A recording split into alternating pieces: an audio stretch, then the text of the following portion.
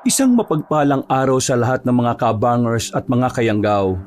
Ang kwentong ito ay hango sa totoong buhay. Ito ay karanasan ko noong nasa probinsya pa ako ng Capiz. Bata pa lang ako ay alam ko na ang kapalaran na meron ng angkan ko. Kaya alam ko na rin na ang mga aswang ay mga salot sa lipunan.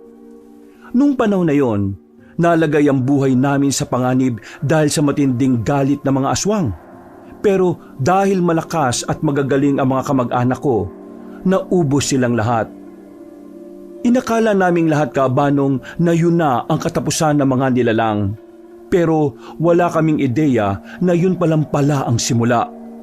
Simula ng isang nakakalungkot, nakakakilabot at nakakapanghinayang na kwento. Kilalanin niyo na lang po ko sa pangalang Damian. Subaybayan po natin ang kwentong kahit na kailan ay hinding-hindi ko malilimutan. Ang kwento ng mga antingero at aswang. Kabanong, mga kabangers at mga kayanggaw, ito ang aking kwento.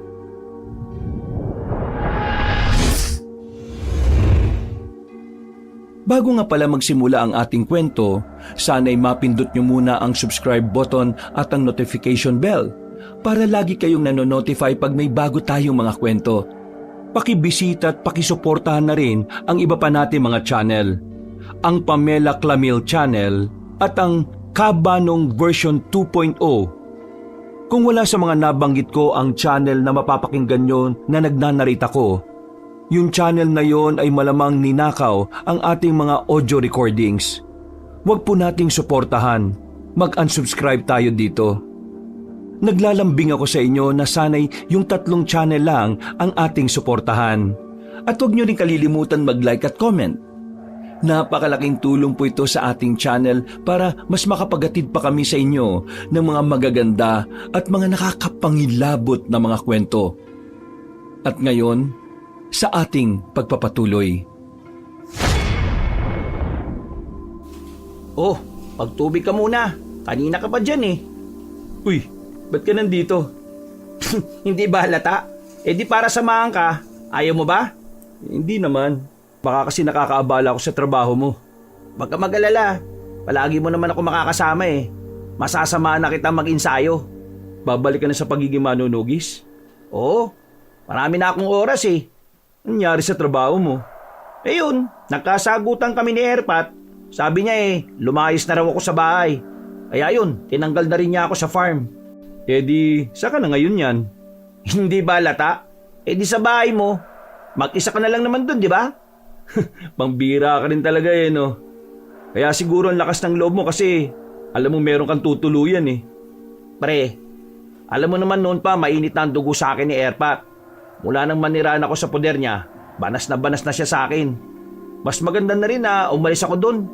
Kaysa naman makasama ko yung binuo niyang pamilya sa ibang babae, di ba?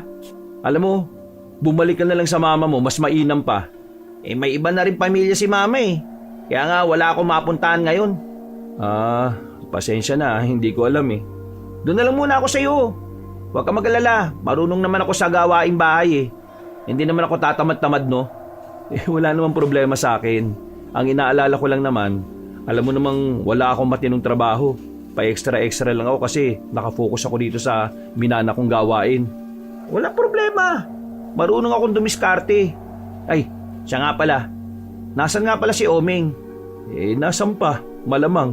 Nandun na naman sa nililigawan niyang si Mildred. Oh, akala ko ba titigilan niya na yun kasi ayaw na ayaw sa kanya nung nanay. Di ko nga rin alam eh. Naloko na sa babae yun eh. Ayaw na nga akong samahan sa pagsasanay. Kumustahin natin? Baka nabubuang na yung isang yun. Pagkatapos ng pagsasanay ko, agad na rin naman akong sumama kay Gab-Gab. Malapit lang naman ang baryo sa gubat na kinalalagyan ko. Pagdating namin ay pinuntahan namin ang bahay ni Omeng. Ang kaibigan namin na parang hindi kayang mabuhay kapag walang babae. Nakita namin si Omeng na nakaupo sa gilid ng bahay nila. Tulala, malalim ang iniisip. Sa sobrang lalim, hindi na niya namalaya na naroon na kami. Hindi ba siya matatauhan kung hindi ko siya tatapikin sa balikat? Uy, ano na naman yung iniisip mo? May problema ka na naman ba? Babae na naman siguro, no? Uy, nandito ba kayo para pagtawanan ako? Bakit ka naman namin pagtatawanan eh? Hindi nga namin alam kung anong nangyari sa'yo. Ano bang problema? Ayaw talaga sa akin ng nanay ni Mildred eh. Talagang hinahamak niya ako. Ilang beses ka na kasi namin sinasabihan. Humanap ka na lang ng ibang babae. Yung hindi masama ugali ng nanay. Kaysa sa ganyan. Bira ka naman oh. Gusto rin naman kasi ako ni Mildred. Nanay niya lang talaga yung pumipigil sa aming dalawa. Kung talagang gusto ka ni Mildred, di ipaglaban ka niya. Pinaglalaban naman niya ako eh. Kaso, hindi siya makapalag sa nanay niya. Kasi nanay niya yun eh. Ano bang pwede kong gawin? May alam akong paraan. Pero medyo kailangan mo rito ng kapal ng muka. Hindi ba mapapahamak yung kaibigan natin dyan? Hindi naman. Kapal ng muka ang puhunan. Ano ba kasi yan? Lumapad ang ngiti ni Gabgab. Sa ngiting yun pa lang, alam ko nang kakaiba na naman ang naiisip nito. Pagsapit ng gabi, nagbihis na rin kami. Kinuha ko ang gitara ko, nakatutono pa lang. Sinamahan na rin namin ng mga bulaklak, nakapipitas lang din sa gubat. Nung gabing yon, manghahara na kami sa bahay ng babaeng nililigawan ni Omeng. Pero hindi si Mildred ang haharanahin namin. Walang iba kundi ang nanay nito. Ang sabi kasi ni Gabgab, mas maganda rin daw kung pati ang mga magulang ng babae ay hinaharana rin. Isa raw itong paggalang at pagbibigay halaga sa tradisyon ng mga Pilipino. Naniwala naman kami sa kanya dahil siya ang mas maraming karanasan pagdating sa mga babae. Sigurado ka magiging epektibo to ah. Oo naman. Ilang beses ko na itong ginawa sa mga naging kasintahan ko eh. Ano nangyari? Bakit ka hiniwalayan? Yung babae ng mga may problema, hindi ang mga magulang. Ayan na. Kinakabahan na ako. Huwag kang kabahan. Ipakita mo na kalmado ka lang. Kapag napansin ni Aling Minda na kinakabahan ka, baka isipin niyang hindi ka tunay na lalaki. Baka mas lalo lang madagdagan ng dahilan niya para tutulan ng landian yun ni Mildred. Hindi yun landian. Pagmamahalan yun. Kahit na ano pa yan. Basta kalmahan mo lang. Aminado kong medyo kinakabahan din talaga. Kilala kasi namin talaga si Aling Minda. Noon pa man ay napakasungit nito. Lalong-lalo na sa mga taong kinaiinisa na matanda. Pero noong mga oras na yon, pinagdasal ko na lang na sana hindi yun maging dahilan ng panibagong pagluha ni Omeng. Hindi nagtagal, kinalbit ko na ang kwerdas ng gitara. Nagsimula ng kumanta si Omeng. Maganda naman ang boses niya, pero dahil sa kaba ay nanginginig yun. Wala pang 5 minuto, bumukas na ang bintana. Bumungad si Mildred. Nakangiti, halatang kinikilig. Pero bumungad din si Aling Minda, nakasimangot at halatang naiirita. Buong akala ko noon na hindi na namin matatapos ang pagharana. Akala ko bubuhusan kami ng kung anong mainit, pero nakaabot kami hanggang sa huling salita ng kanta. Pagkatapos, bumaba si Aling Minda kasama ang babaeng si Mildred. Hindi ka ba talaga nakakaintindi, Omeng? Ayaw nga kita para sa anak ko, tapos haharanahin mo pa siya? Hindi naman po si Mildred ang hinaharana ko eh. Sasasabi mo ha? Kung hindi, sino? Kayo po. Kayo pong hinaharana ko. Ang sabi po kasi nila, dapat nililigawan din ang mga magulang ng babaeng mahal mo. Kaya, yun pong ginawa ko. Nililigawan mo ako? Pwes, para sabihin ko sa'yo, hindi kita gusto sa kahit na saang anggulo. Naintindihan mo? Grabe naman po kayo. Uy, huwag kang umiyak dyan, Omeng. Aling Minda, pwede ba naming malaman kung ano ang dahilan kung bakit ayaw nyo rito sa kaibigan namin? Ang gusto ko para sa anak ko, matangkad, maputi, matangos ang ilong. Sa madaling salita, gwapo't matipuno. At higit sa lahat, mapera! Yung kayang buhayin ng anak ko, hindi yung ganyan. Aling Minda, hindi naman pangit ang kaibigan namin ah. Kahit na hindi siya maputi, gwapo naman yan. Moreno nga lang talaga. At isa pa, may trabaho namang matino si Omeng. Nagsisikap siya sa buhay. Ang mahalaga naman sa lalaki, yung madiskarte. Aanin mo naman yung kagwapuhan kung wala naman alam sa buhay. Aanin mo ang maraming perang lalaki kung hindi naman kayang alagaan ng anak ninyo at mahalin. Oo nga naman. Kaya pagbigyan niyo naman itong si Oming. Mama, mabuting tao naman si Oming. Hindi siya mayaman pero kaya niyang gawin ang lahat para alagaan at ingatan ako. Hindi. Hindi, Mildred. Nadadala ka lang talaga sa emosyon. Bata ka pa kasi kaya ang tanging iniisip mo lang yung masaya ka. At yung pagmamahal na yan. Pero sa oras na pumasok ka na sa buhay pag-aasawa, doon mo na makikita ang mga totoong problema. Isa na dyan ang pera. Ayokong danasin mo ang dinanas ko. Nag-asawa ko ng mahirap. Kaya hanggang ngayon, mahirap pa rin ako.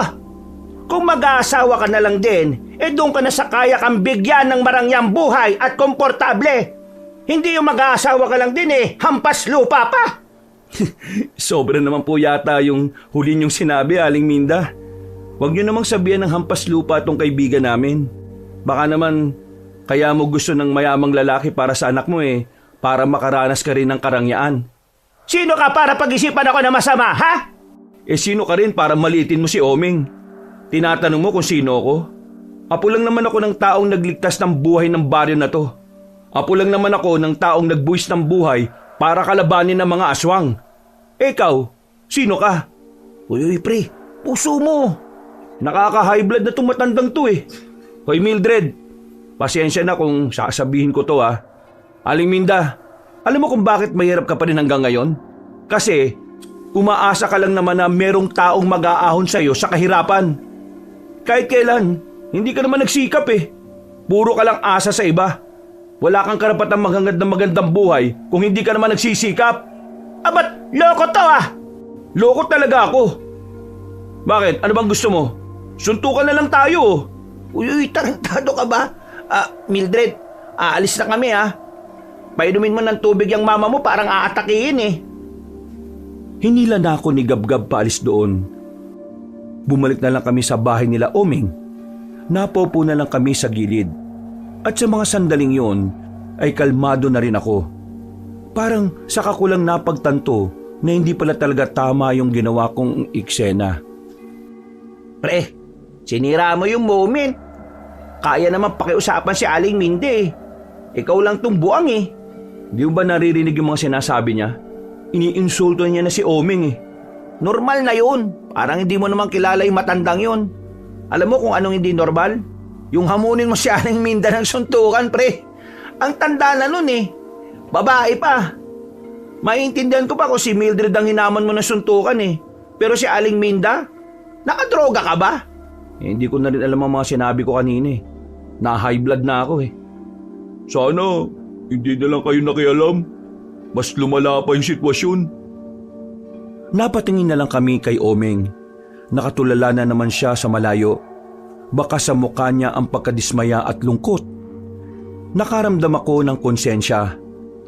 Kung hindi siguro ako gumawa ng eksena, baka hindi mas nagalit si Aling Minda sa kanya.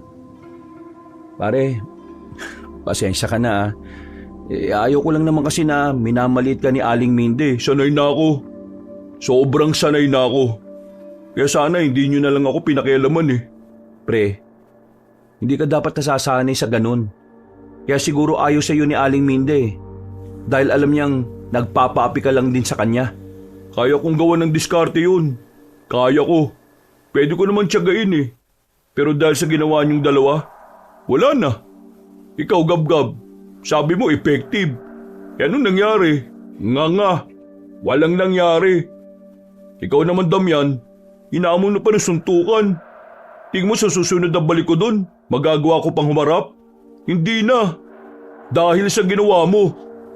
Kayo kasi, palibasa, wala kayong ibang alam gawin sa buhay kundi aswang-aswang. Maging palamunin sa pamilya. Ako kasi, may plano ako sa buhay ko Gusto kong bumuo ng pamilya kasama si Mildred. Kung kayo wala na patutunguhan ng buhay nyo, ibahin nyo ako. Pre, di na maganda yung sinasabi mo O bakit?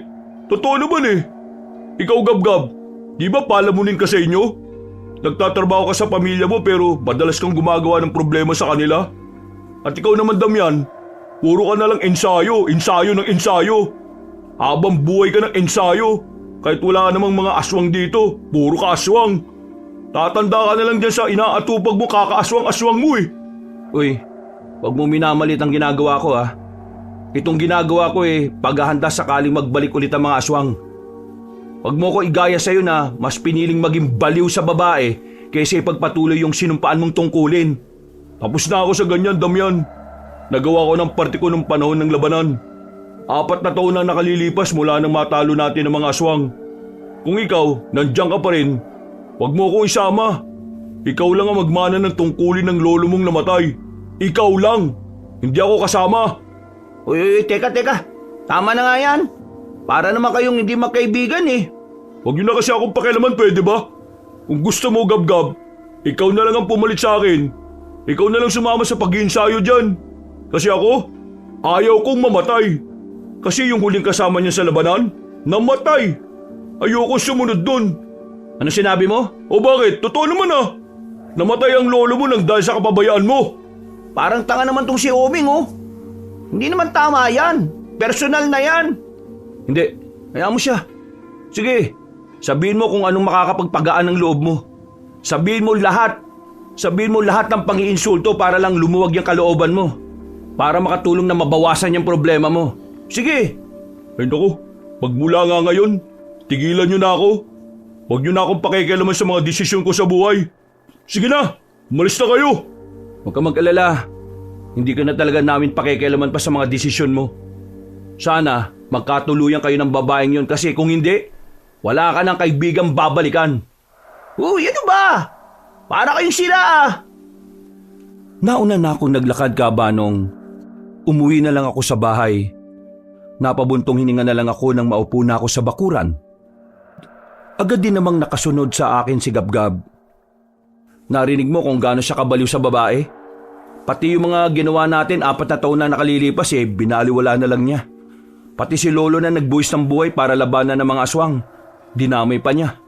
At ginawa niya pang panlaban sa akin yung kamatayan ni Lolo. Para ano? Para makonsensya na naman ako? Na sana ako na lang yung pinatay ng mga aswang at hindi si Lolo? Nakita mo kung gaano siya katarantado? Naiintindihan ko naman ang nararamdaman mo, Damian. Pero dapat intindihin din natin yung nararamdaman ni Omeng. Ano bang ginawa natin? Kulang ang pag-unawa natin, pre. Kulang. Paano kulang? Hinayaan na nga natin siyang kumalas sa samahan para lang makipaglandian siya ron sa babaeng yun. Pre, malalim ang pinagugutan ni Omeng. Para sa kanya, isang karangalan na mahalin din siya ni Mildred. At ang karangalan na yun ang tanging meron siya. Sa bahay nila, minamalit lang din siya ng mga kapatid niya. Ganon din yung tatay niya. Kaya si Mildred, parang medal yun sa kanya. Isang medal na sumisimbolo sa kaisa-isang magandang bagay na nagawa niya sa buong buhay niya. Kaya kapag yun nawala para sa kanya, parang kalahati na rin ng buhay niyang nawala. Yun ang hindi natin maintindihan, pre. Hindi ako nakapagsalita ng mga sandaling yon, Kabanong. Bigla kong napagtanto na tama nga si Gab-Gab.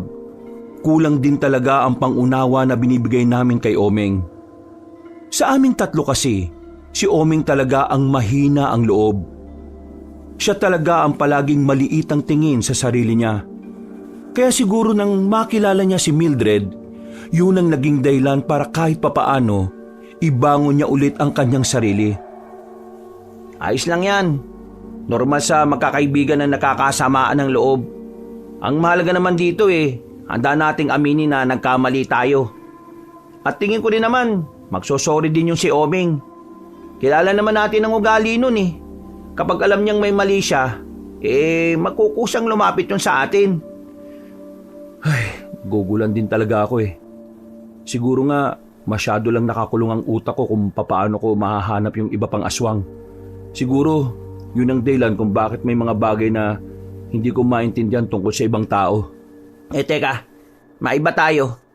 Sigurado ka ba talaga na meron pang ibang aswang? Oo, meron pa. Hindi ako pwede magkamali. Mga aswang ang nakita ko sa gubat ng Maribeles, 2 taon nang nakalilipas.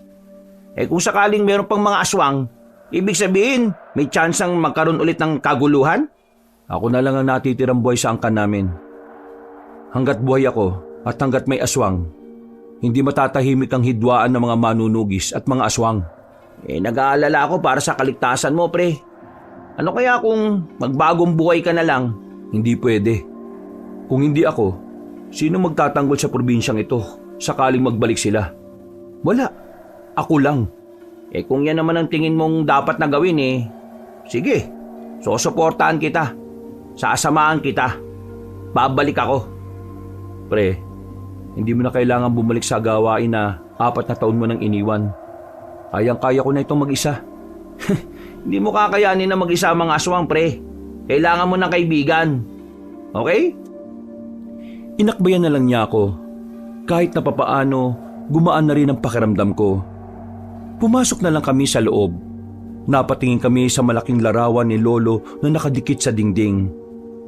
Napangiti na lang kami habang inaalala ang kagitingan niya noong kasagsagan ng digbaan laban sa mga aswang. Makalipas pa ang ilang araw, sigab-gab na ang nakasama ko sa pag-iensayo. Kahit na matagal na siyang tumigil sa pagiging manunugis, hindi pa rin kumukupa sa mga kaalaman niya sa pakikipaglaban. Isa si Gabgab na nakasama namin ni Oming noon. Kami ang naging alalay ni Lolo noong tinutugis pa namin ang mga aswang. Hindi na ako sanay. Ang bilis ko na mapagod. Wala ka pa nga rin kupas eh. Talaga? Oo, pwedeng-pwede ka na kaagad sumabak. Mas maganda siguro kung kasama natin si Oming, no? Kaso, malabo pa sa ngayon Hayaan na muna nating lumamig ang ulo. Hindi ba kayo nagkausap nito mga nakarang araw? Hindi. Balita ko nga rin. Hindi rin sila nagkikita ni Mildred. Paano sila nakakapag-usap? Hindi na nasagot yon ni Gabgab nang marinig namin ang sigaw ng mga magsasaka na napadaan sa ilog. Natataranta sila. Naintriga naman kami kaya agad namin silang nilapitan. Tinanong namin kung ano ang nangyayari. Ang sabi ng matanda, isang katawan ng lalaki ang nakitang wala ng buhay. Marami raw hiwa sa katawan at mayroong butas sa bandang leeg. Sumunod kami sa mga magsasaka. Maya-maya pa, narating na rin namin ang isang bakanting palayan. Marami ng tao ang naroon. Pagsilip namin, nakita namin ang bangkay ng lalaki na nilalangaw na. Hindi na makilalang mukha sa dami ng hiwa nito. Nagsisimula na naman pala sila. Napalingon kami sa likuran nang marinig ang tinig na yon ng matandang lalaki. Pagtingin namin, isang matandang parang ermitanyo ang nakita namin. Meron pa siyang daladalang tungkod. Mahaba ang buhok niya na kulay puti. Balbasarado na rin at mahaba ang bigote. Sinong sila ang tinutukoy niyo? Kung sino ang nasa isip niya, yon ang tinutukoy ko. Naglakad na paalis sa matanda, pero dahil napukaw niya ang atensyon ko, sinundan ko siya at hinarangan. Aswang bang tinutukoy niyo? Mukhang yon ang nasa isip mo. Sino ba kayo? Anong alam niyo sa mga aswang? Sa pananalita ninyo parang ang dami niyong nalalaman Muli silang nagbabalik. Muli silang maghahasik ng kadiliman sa probinsyang ito. Muli nilang babawin ang lupain na minsan na nilang inakala na sa kanila. Kaya maghanda tayo. Kailangan nating ihanda ang ating mga sarili. Pakilala mo kung sino ka para pagkatiwalaan ka namin sa mga sinasabi mo. Hindi naman mahalaga kung ano ang pagkakakilanlan ko. Ang mahalaga, alam na nating malaki ang posibilidad na mangyari ang nakaraan. Pamisteryo pa talaga to si Manong Wala silang pinipili. Wala silang tsak na punteriya. Marahil ay kung sino-sino lang ang makita nila. Depende kung kailan sila nagugutom. Hindi sila kumakain ng laman. Dugo ang prioridad nila. Pero sa mga susunod na buwan, baka kumain na rin sila ng laman ng tao. Alam niyo naman siguro ang ugali ng mga aswang. Hindi sila nakokontento. Sabihin mo, gaano sila kadelikado ngayon? Walang nakakaalam. Walang makakatukoy. Malalaman lang natin yan kapag tayo na mismo ang nakaharap nila. Ngumiti ang matanda sa amin. Isang misteryosong ngiti. Naglakad na ang matanda palayo. Pinagmasdan na lang namin siya at hindi na rin namin sinundan. Pero ang totoo, nahihiwagaan kami sa kanya. Yung kasi ang unang pagkakataon na nakita namin siya sa lugar namin. Medyo duda ako sa matandang yun ah. Parang ang daming nalalaman eh. Hindi parang, marami talaga siyang nalalaman. Napabuntong hininga na lang ako, Kabanong. Binalikan na lang namin ang bangkay na pinagkakaguluhan ng mga tao. Maya-maya pa, dumating na rin ang mga pulis para imbestigahan yon. Nawalan na rin kami ng pagkakataon na tingnan ng mas malapitan ng bangkay. Pero nung oras na yon, alam ng lahat ng tao na maaaring aswang ang dumali sa lalaki. Kumalat yun sa buong baryo namin. Dahilan para makapagdulot na naman ito ng takot sa mga residente. Parang bumalik ang kilabot na nararamdaman namin 4 na taon na ang nakalilipas. Hanggang sa sumapit ang kinagabihan. Ramdam ang takot ng mga tao. 6:00 pa lang kasi ay nasa loob na ng bahay ang mga tao. Anong binabalak mo ngayon, pre? Hindi ko rin alam. Kung sakaling nagbalik na nga sila, wala naman akong dapat ikabahala. Nakapaganda ako ng mahabang panahon. Malaki ang tiwala ko sa sarili ko. Nakakayanin ko naman silang harapin. Pre, kasama mo ako ha. Pero ano bang sabi ng ibang miyembro ng samahan? Wala. Mula nang mamatay si Lolo, hindi naman na sila bumalik. Wala silang tiwala sa akin eh. Ayaw nila na akong mamuno at magpatakbo ng organisasyon. Wag mo na muna siguro nating isipin yan. Matulog na lang muna tayo. Isasara na sana ni Gabgab ang pintuan nang biglang makarinig kami ng malakas na sigaw ng lalaki. Naalarma kaming dalawa. Agad naming kinuha ang katana namin. Muli namin pinakinggan kung saan nagmumula ang sigaw. Nang makasiguro na kami kung nasaan yon, ay agad na namin pinuntahan. Pero laking dismaya namin sa aming inabutan. Away mag-asawa lang pala. Kaya sumisigaw ang lalaki ay dahil pinagpapapalo siya ng asawa niya ng 2x2. Napapakamot na lamang kami sa ulo. Pambira naman. Sige ate, hampasin mo yan. Ganyan dapat ginagawa sa mga manluloko. Sus, akala ko naman kung ano na. Visit to. Binalik na lang namin sa lalagyan ng dala naming katana. Naglakad na kami pabalik sa bahay. Pero hindi pa man kami nakakarating doon. Nakita namin si Aling Minda na tumatakbo. Nakadapa pa ito dahil sa pagmamadali. Kahit na ubod ng sama ang ugali noon, nilapitan namin siya para tulungang makatayo. Oh, Aling Minda, anong nangyayari sa inyo? Bakit kayo tumatakbo? May tinatakbuhan ba kayong utang? Anong utang? Hindi ako nangungutang, no? Marami akong pera. Bakit nga kayo natakbo? May ano kasi, parang may nakita kong aswang doon, sa bandaron. Sigurado ka ba sa nakita mo? Hindi ko nga nakita. Parang may naramdaman at narinig lang ako na umangil eh. Parang angil ng aso. Umuwi na kayo sa inyo, Aling Minda.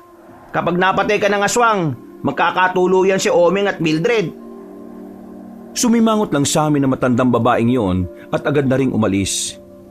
Hindi naman kami nagsayang ng oras. Nagmamadali naming pinuntahan kung saan ang tinuturo ni Aling Minda. Pagdating namin doon, wala namang kaming inabutan. Sinuri namin ang buong paligid. Sumilip na rin kami sa mga halamanan pati na rin sa likuran ng nagtataasang puno.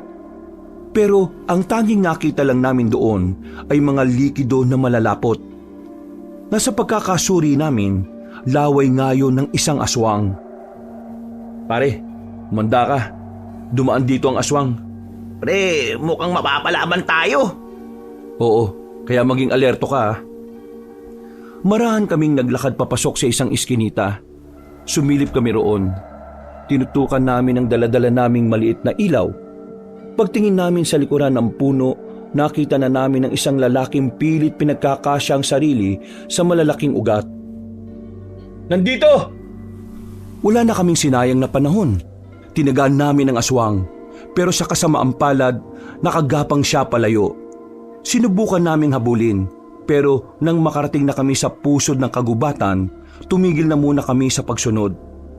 Hinayaan na namin siyang makalayo. Hinala kasi namin ay baka hinahatak niya lang kami papunta sa mga kasama niya. Hindi maganda to. Balik! Kailangan natin bumalik! Akala siguro ng mga tangang to, kakagat tayo sa patibong nila ha. Bago pa may mangyaring hindi maganda sa amin, ay nilisan na rin namin ang kagubatan. Hindi man kami napalaban, alam namin na sa mga susunod na araw ay maaring malagay na sa alanganin ang buhay namin. Hindi naman bago sa amin ang mga ganoong eksena. Kung tutuusin, sanay na kami doon. Pero iba pa rin kasi talaga kapag kasama namin si Lolo. Malakas ang loob namin. Pero nung kami na lang ang kailangang tumayo sa aming mga sarili, dito na nagbago ang ihip ng hangin. Kinakabahan na kami. Kahit na inilaan ko ang 4 na taon sa pagsasanay, nakakaramdam pa rin ako ng pangamba. Wala akong kaalam-alam kung ano ang mga aswang na makakalaban namin at kung gaano sila kababangis. Ang kalabanin sila ay parang nangangapa sa dilim. Hindi mo makikita kung ano ang mangyayari sa'yo. Ayos ka lang ba, pre? Kanina ka ba tahimik ah? Oo, ayos lang naman ako. Naisip ko lang bigla si Lolo eh. Iba yung pakiramdam na nasa tabi natin siyang lumalaban. Doon ako hindi sanay eh. Tsak naman ako kung nasaan ang lolo mo. Proud na proud siya sa'yo. Kung siguro, Oo! Sisisi mo na naman ang sarili mo eh. Pare, huwag mong isipin ang sinabi ni Omeng. Galit lang yung loko na yun kaya niya nasabi yun sa'yo. Pero alam naman nating lahat na wala kang kasalanan. umuwi na lang siguro tayo. Bigla ako nagutom eh. Napatigil kami sa paglalakad nang matanong naming papasalubong sa amin si Omeng. Napatigil din siya. Napatingin sa amin. Ako nang nagkusang lumapit para kausapin siya. Sasamantalahin ko ang pagkakataon na humingi ng paumanhin sa kanya. Omeng, pre, yung tungkol sa nangyari, pasensya na ah. Concern lang talaga ako sa iyo eh, pero hindi ko inakala na sumobra na pala ako. Pasensya na rin pre. Naisip ko lang naman yun kasi akala ko magiging effective din sa'yo. Pero hindi pala. Hindi. Ako dapat nang humingi ng paumanhin sa inyo. Lalo na sa iyo, Damian. Masyadong personal yung sinabi ko. Galit lang ako noon. Hindi totoo na kasalanan mo kung bakit namatay ang lolo mo. Sa katunayan, ikaw pa nga ang dahilan kung bakit marami sa amin ang nakaligtas noon eh. Pasensya na rin talaga. Masyado na akong nalulung sa pagmamahal ko kay Mildred. Nabulag na ako. Wala na akong ibang nakita. Kundi siya lang. Wala yun. Kalimutan na lang siguro natin yun. Ang mahalaga naman eh, ngayon magiging maayos na rin tayo uli. Basta, kung anong trip mo sa buhay, susuportahan ka namin. Lalo na yung pagmamahal mo kay Mildred.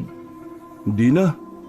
Baka mawalan na talaga ako ng pag-asa kapag nalaman ni Aling Minda ginawa ko. Ha? Bakit? Ano bang ginawa mo? Sinundan ko siya kanina habang papauwi siya galing sa palengke. Tapos, tinakot siya at nagkunwari akong aswang. Nakita ko kung paano siya tumakbo. Nagawa ko lang naman kasi yung kasi napipiko na rin ako kung paano siya magmaliit sa akin eh. Ay buang! Ikaw pala yung dahilan kung bakit takot na takot kanina si Aling Minda? Ha? Paano niyo nalaman? Kami yung tumulong sa kanya kanina nung madapa siya eh. Hindi man lang nga nagpasalamat. Pambihira ka. Ikaw pala talaga yon. Paniwalang-paniwala nga siya na merong aswang kanina eh. Takot na takot.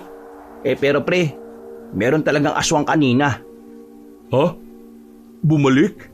Ibig kong sabihin, yung pumaslang dun sa lalaki, nandito pa rin? Pinuntahan kasi namin kanina yung tinuro ni Aling Minda. May mga nakita kaming laway ng mga aswang. At nakita rin namin mismo yung aswang. Pero hindi na namin sinundan eh. Delikado. Baka pinapahabol niya lang talaga kami. Nagbabalik na pala talaga sila. Gaya nga na sinabi ng matandang lalaki sa akin. Ha? Matandang lalaki? Yung mukhang ermitanyo? Oo, bakit? Kinausap din kayo? Oo, kanina. Pero hindi naman nagpakilala sa amin eh. Ang sabi lang, kailangan natin maghanda. Sino kaya yung matandang yun, no? Bakit parang ang dami niyang alam? Yan din ang tanong namin. Kung sino man siya, sana kakampi natin siya at hindi kalaban. Pero siya nga pala, anong balak mo, Omeng? Kami ni Gabgab, buo ng loob namin. Sasabak kami ulit. Hindi ka naman namin pinipilit ha. Sasama na ulit ako. Ang totoo niyan, ito ang dahilan kung bakit gusto ko rin kayo makausap eh. Gusto kong bumalik sa pagiging manunugis. Ito lang din kasi ang alam kong paraan para kahit papaano maprotektahan ko si Mildred. E di kung ganon, buo na tayo ulit. Bukas, simulan mo na ulit magsanay ha. Papanoorin ka na lang namin kasi kami tapos na eh. Makalipas ang maraming araw, wala kaming ginawa kundi ang mag-ensayo lang. Sinasamantala na namin na walang dumadalaw na aswang sa kahit saang baryo. Pero kahit na nananahimik pa ang mga aswang, hindi namin magawang maging kampante. Bawat gabi, parang lagi kaming nagiging tamang hinala sa mga ingay na naririnig namin. Alam namin na isa sa mga ugali ng mga aswang ay ang manahimik kapag malapit na silang umatake. Samantala, dahil nga walang nagpapakitang aswang sa mga nagdaang araw, muling bumalik ang sigla sa baryo namin. Nawala ang takot nila at ang usapan tungkol sa lalaking natagpo ang bangkay na ay agad na naglaho. Napalitan ito ng haka-haka na baka tao lang din ang gumawa, na baka isa sa mga nakaaway ng biktima. Oh, saan ba nagpunta si Gab-Gab? Parang kanina ka pa yata naghihintay dun ah. Ewan ko, napadaan na naman siguro sa mga pinsan niya. Buti nga dumating ka eh. Kanina pa ako nababagot dito. Oh, baka natatakot ka na atakihin ka ng mga aswang kasi mag-isa ka lang kanina. Ako? Matatakot? Patawa ka naman pre. Hindi, biro lang. Ito naman oh. Oh, ayun yung matanda oh. Napaalis ako sa kinauupuan kong malaking bato. Nakita namin na matandang lalaki na papatawid na sa kabilang parte ng ilog. Malakas ang agos kaya nag-alala kami na baka tangayin siya. May kapayata na rin kasi ang matanda. Unang tingin pa lang ay makikita ng kulang talaga siya sa timbang. Dali-dali kaming lumapit sa kanya. Pipigilan sana namin siya pero nabigla kami nang tumayo siya sa gitna ng lumaragas ang tubig. Hindi siya inaagos. Kahit kaunting paggalaw ay hindi nangyayari. Nanatili lang siya sa kanyang kinatatayuan. Ah, kayo pala. Delikado dyan, baka tangayin ka. Kailangan mo umalis dyan. Tatangayin? Hindi naman ah. Manong, makinig ka na lang sa amin. Marami nang tinatangay ng lumaragas ang tubig na yan. Huwag kayo mag-alala. Hindi ako mapapabilang sa mga yon. Pero para hindi na kayo mag-alala, eh sige, aalis na ako. Kaswal lang na naglakad palapit sa amin na matandang lalaki na parabang hindi niya alintana ang malakas na agos ng tubig. Nakangiti lang siya sa amin ng malapad nang makalis na siya sa tubig. Dito ba kayo nagsasanay? Oo, doon ho, sa banda ron. Madalas ako napapadaan dito ng mga nakaraang araw. Parang ang ganda kasing maglakbay-lakbay sa gubat dito malapit sa inyo. Ang daming makukuhanan ng pagkain. Nagkatinginan kami ni Omeng. Pareho kaming nahihiwagaan sa matandang aming kaharap. Presensya pa lang kasi niya ay parang may kakaiba talaga sa kanya. Napansin ng matandang lalaki na seryoso ang tingin namin. Huminga siya ng malalim. Naupo sa malaking bato at itinukod ang kanyang tungkod. Marahil nagtataka pa rin kayo kung sino ako. Kaya sige, para mapatibay natin ang pundasyon ng tiwala, magpapakilala na ako sa inyo. Ako si Horolan, isa akong manlalakbay, isang albularyo. Naglalakad ako para maghanap-hanap ng mga epektibong panggamot sa kahit na anong malubhang sakit. Kasama sa paglalakbay ko ay ang pagiging mulat sa presensya ng mga aswang sa probinsya na ito, ang Capiz. Marami akong nalalaman sa mga aswang dahil matagal ko na silang inaaral. Sa katunayan 4 na taon na ang nakalilipas. Nasaksihan ko ang labanan dito. Pero noong panahon na yon, wala naman akong magawa. Albularyo lang naman ako. Hindi naman ako manunugis. Kaya pagkatapos ng labanan at nanalo ang mga manunugis, umalis na rin ako. Kung ganon, ano pang iba mong nalalaman? Nanalo kayo noon pero hindi nyo naman sila naubos. Sa katunayan, yung mga natalo nyo mga aswang ay wala pa sa kalahati na kanilang bilang. Ho? Sigurado ba kayo sa sinasabi nyo? Ang dami na nun ah. Halos magkandamatay na kaming lahat nun. Tapos sasabihin nyo wala pa sa kalahati. Sinabi ko lang kung ano ang nalalaman ko. Saan niyo naman nakuha yung impormasyon na yan? Sa akin mismo. Dahil alam ko kung nasaan ang kanilang pinaglulunggaan. Kung alam mo, di ituro mo sa amin kung teka. Maniniwala ba kagad tayo sa matandang yan? Hindi naman natin siya kilala ah. Huwag kayo mag-alala. Maniwala man kayo sa akin o hindi, hindi ko rin naman sasabihin sa inyo kung saan. Kailangan nyo munang dumaan sa matinding pagsasanay para maihanda kayo sa kanila. Hindi nyo sila mauubos kung wala kayong sandata na makakatalo sa kanila. Hindi itako katana ang tinutukoy ko, kundi anting-anting. Ano naman ang alam mo sa anting-anting? Ang sabi mo kanina, albularyo ka lang. Pero wala akong sinabing pangkaraniwang albularyo lang ako. Muli siyang tumayo at saka tumingin sa malayo. Malapad ang kanyang ngiti. Sobrang kalmado. Parang normal na lang talaga sa kanya na pag-usapan ng mga aswang. Bagay na nagpapatunay na hindi nga siya pangkaraniwan. Meron akong 3 na anting-anting na inaalagaan. Hindi ko sila pagmamay-ari. Dahil hindi naman ako gumagamit nun. Pag-aari sila ng mga kaibigan kong albularyo noong araw. Pero namatay sila ng dahil din sa mga aswang. Kailangan ng mga bagong tagapangalaga ng anting-anting na yon. Kung talagang gusto niyong matalo mga aswang, hahayaan niyo kung tulungan kayo. Bakit mo naman ito ginagawa? Malaki ba ang kasalanan ng mga aswang sa'yo? O baka dahil lang sa mga kaibigan mong napatay nila? Sobrang laki na kasalanan nila sa akin.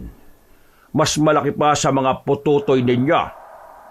Sila ang sumira ng buhay ko. Kaya gagawin ko ang lahat para maubos sila. Maniniwala lang kami sa mga sinasabi mo kapag napatunayan mong totoo mga yun. Nagdududa ka pa ba na hindi ako albularyo? O kung naniniwala ka man, iniisip mong pipitsuging albularyo lang ako? Pwede nating subukan. Dumistansya ng bahagya ang matandang si Horolan. Sumenya siya kay Omeng. Pinapalapit niya ito.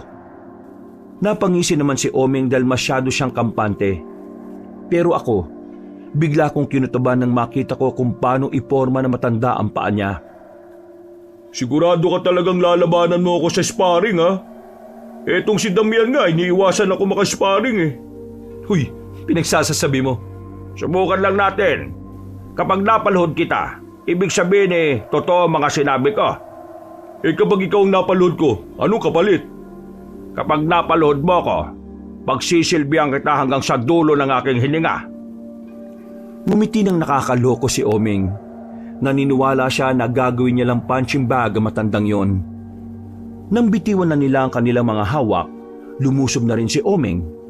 Isang malakas na suntok ang kanyang pinakawalan. Pero binigla kami na matandang yon. Walang kahirap-hirap na nailaga ni Mang Horolan ang suntok ni Omeng. Sinundan pa ni Omeng ng isa pang suntok. Pero sa halip na makatama siya, ay siya pa ang nadali na matanda. Tinamaan siya ni Mang Horolan ng malakas na suntok sa bandang panga. Dahilan para mapatigil sandali ang kaibigan ko.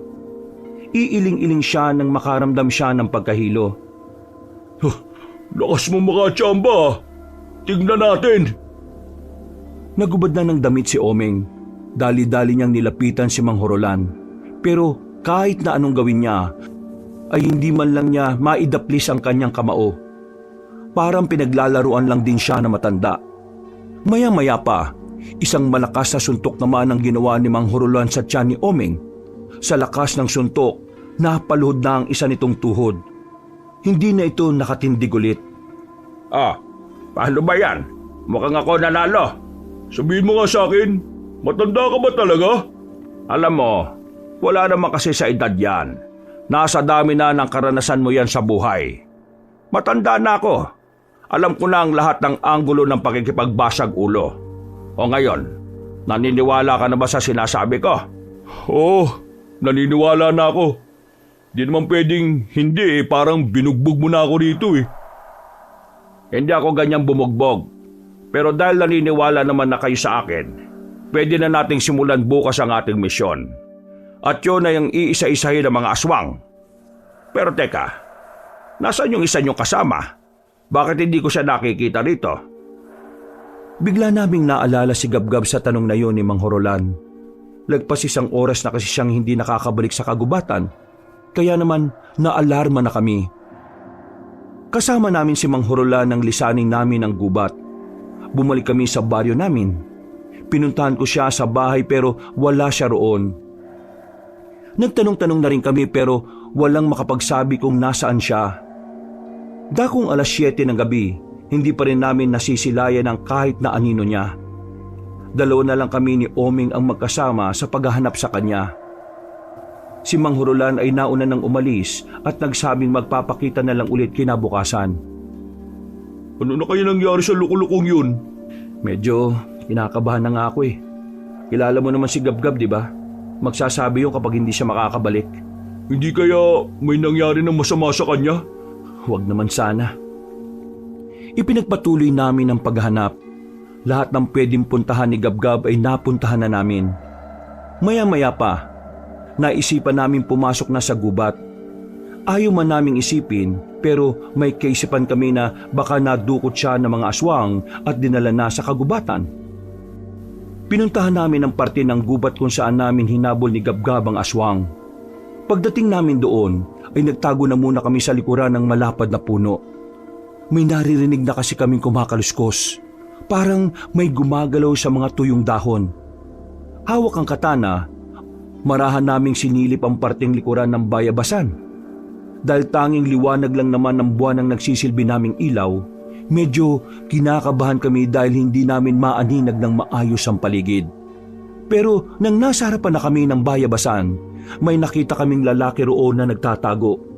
Tatagi na sana namin pero napagtanto namin na si Gabgab pala ang lalaking yon. Gabgab? Linti ka. Ilang oras ka na namin hinahanap, nandito ka lang pala. Ano ba ginagawa mo rito? Shh! Huwag kayong maingay. Ano nga pwede ba? Huwag nga muna kayong maingay. Sige na, makisama na lang kayo. Tinikom na lang muna namin ang aming bibig kabanong. Noong mga sandaling yon ay nakikiramdam kami sa paligid. Ang sabi kasi ni Gabgab, meron daw siyang sinusundang aswang. Pero hindi niya sigurado kung ang aswang na yon ay ang aswang din na una naming nakita. Naglakad kami ng maingat. Diretso lang ang direksyon namin hanggang sa makarating na kami sa nagtataasang talahiban.